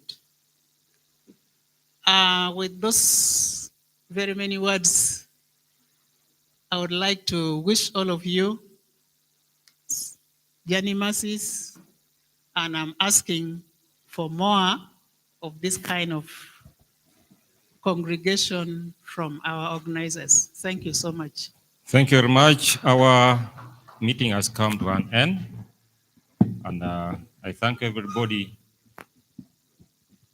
for sparing time to be an active agent in the peaceful electoral process.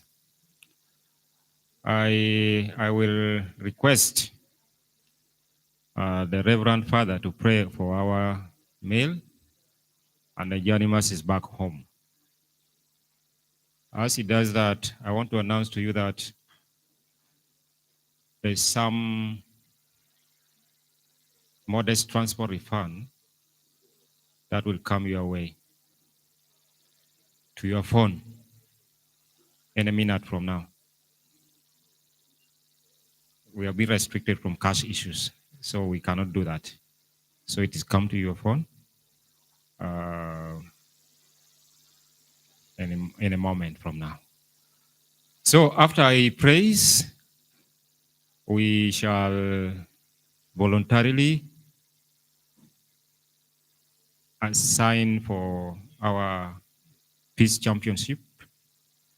Then after that, we go out for photography, group photo. Then we proceed for our late lunch.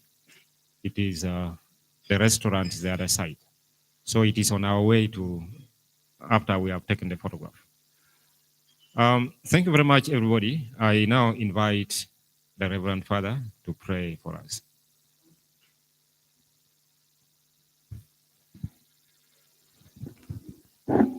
Let us all stand.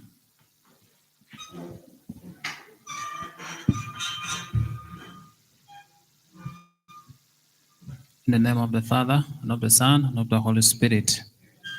God, our loving Father, we thank you for bringing us together today and for guiding our discussions.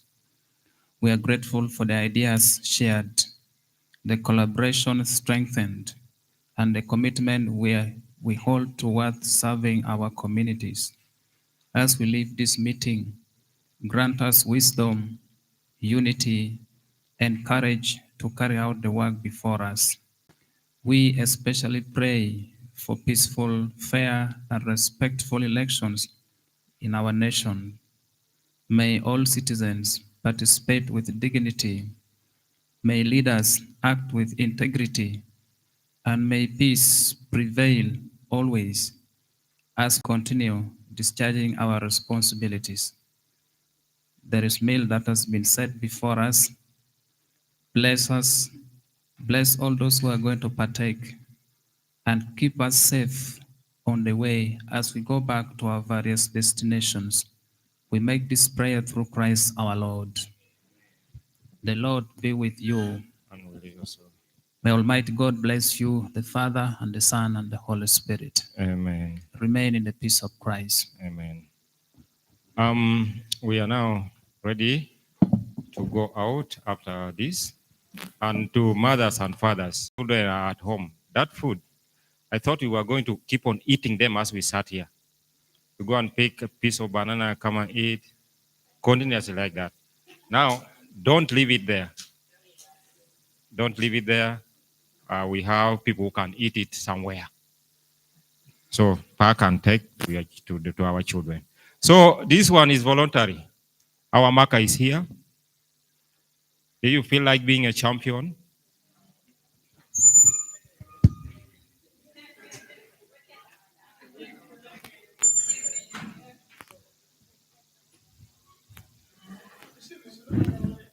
Whichever way, if you feel like you.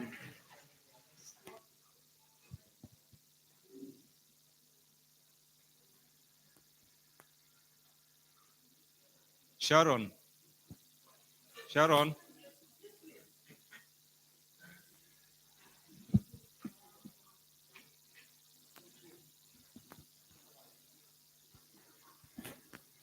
Thank you, everybody. Thank you for doing that.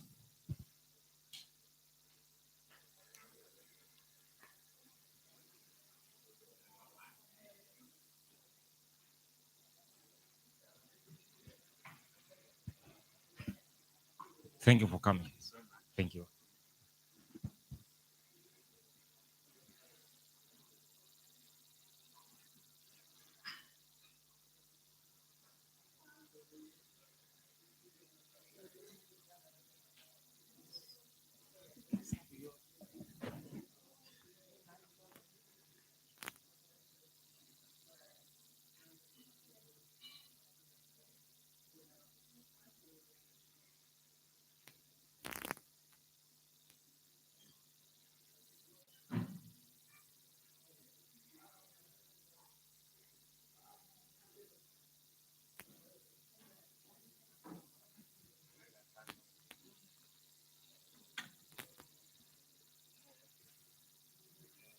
Thank you, Reverend Father, for being with us and for committing to be a champion of peace in Lira City. May God bless you so much for that. Thank you. Thank you, PAB Foundation, Passion Aid Foundation Africa, for championing the process, for being asking to be a champion for peace in Lira City during the 2026 general election. Thank you, young girl. We wish you to go and preach it to the young people to be active agents of peace. Thank you, QFM, for volunteering to be a champion of peace in Lira City. Thank you very much, Facilitation for Peace and Development, for acting as an agent of peace in Lira City. Thank you very much. Thank you. Just sign in that space. Thank you. Thank you for that. You are young people whom we want you to be role model in promoting peace in our region and strengthening collaboration. Thank you. Thank you very much. Radio Wa, thank you.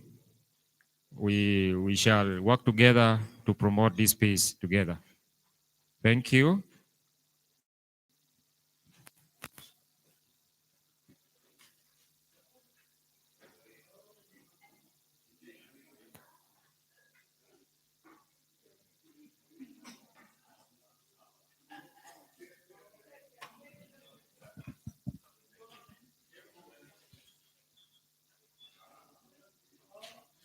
Besides what we are eating here, there is a main meal in a restaurant, the lunch. We shall not leave that one also. Thank you. So keep this thing very well. We shall keep the document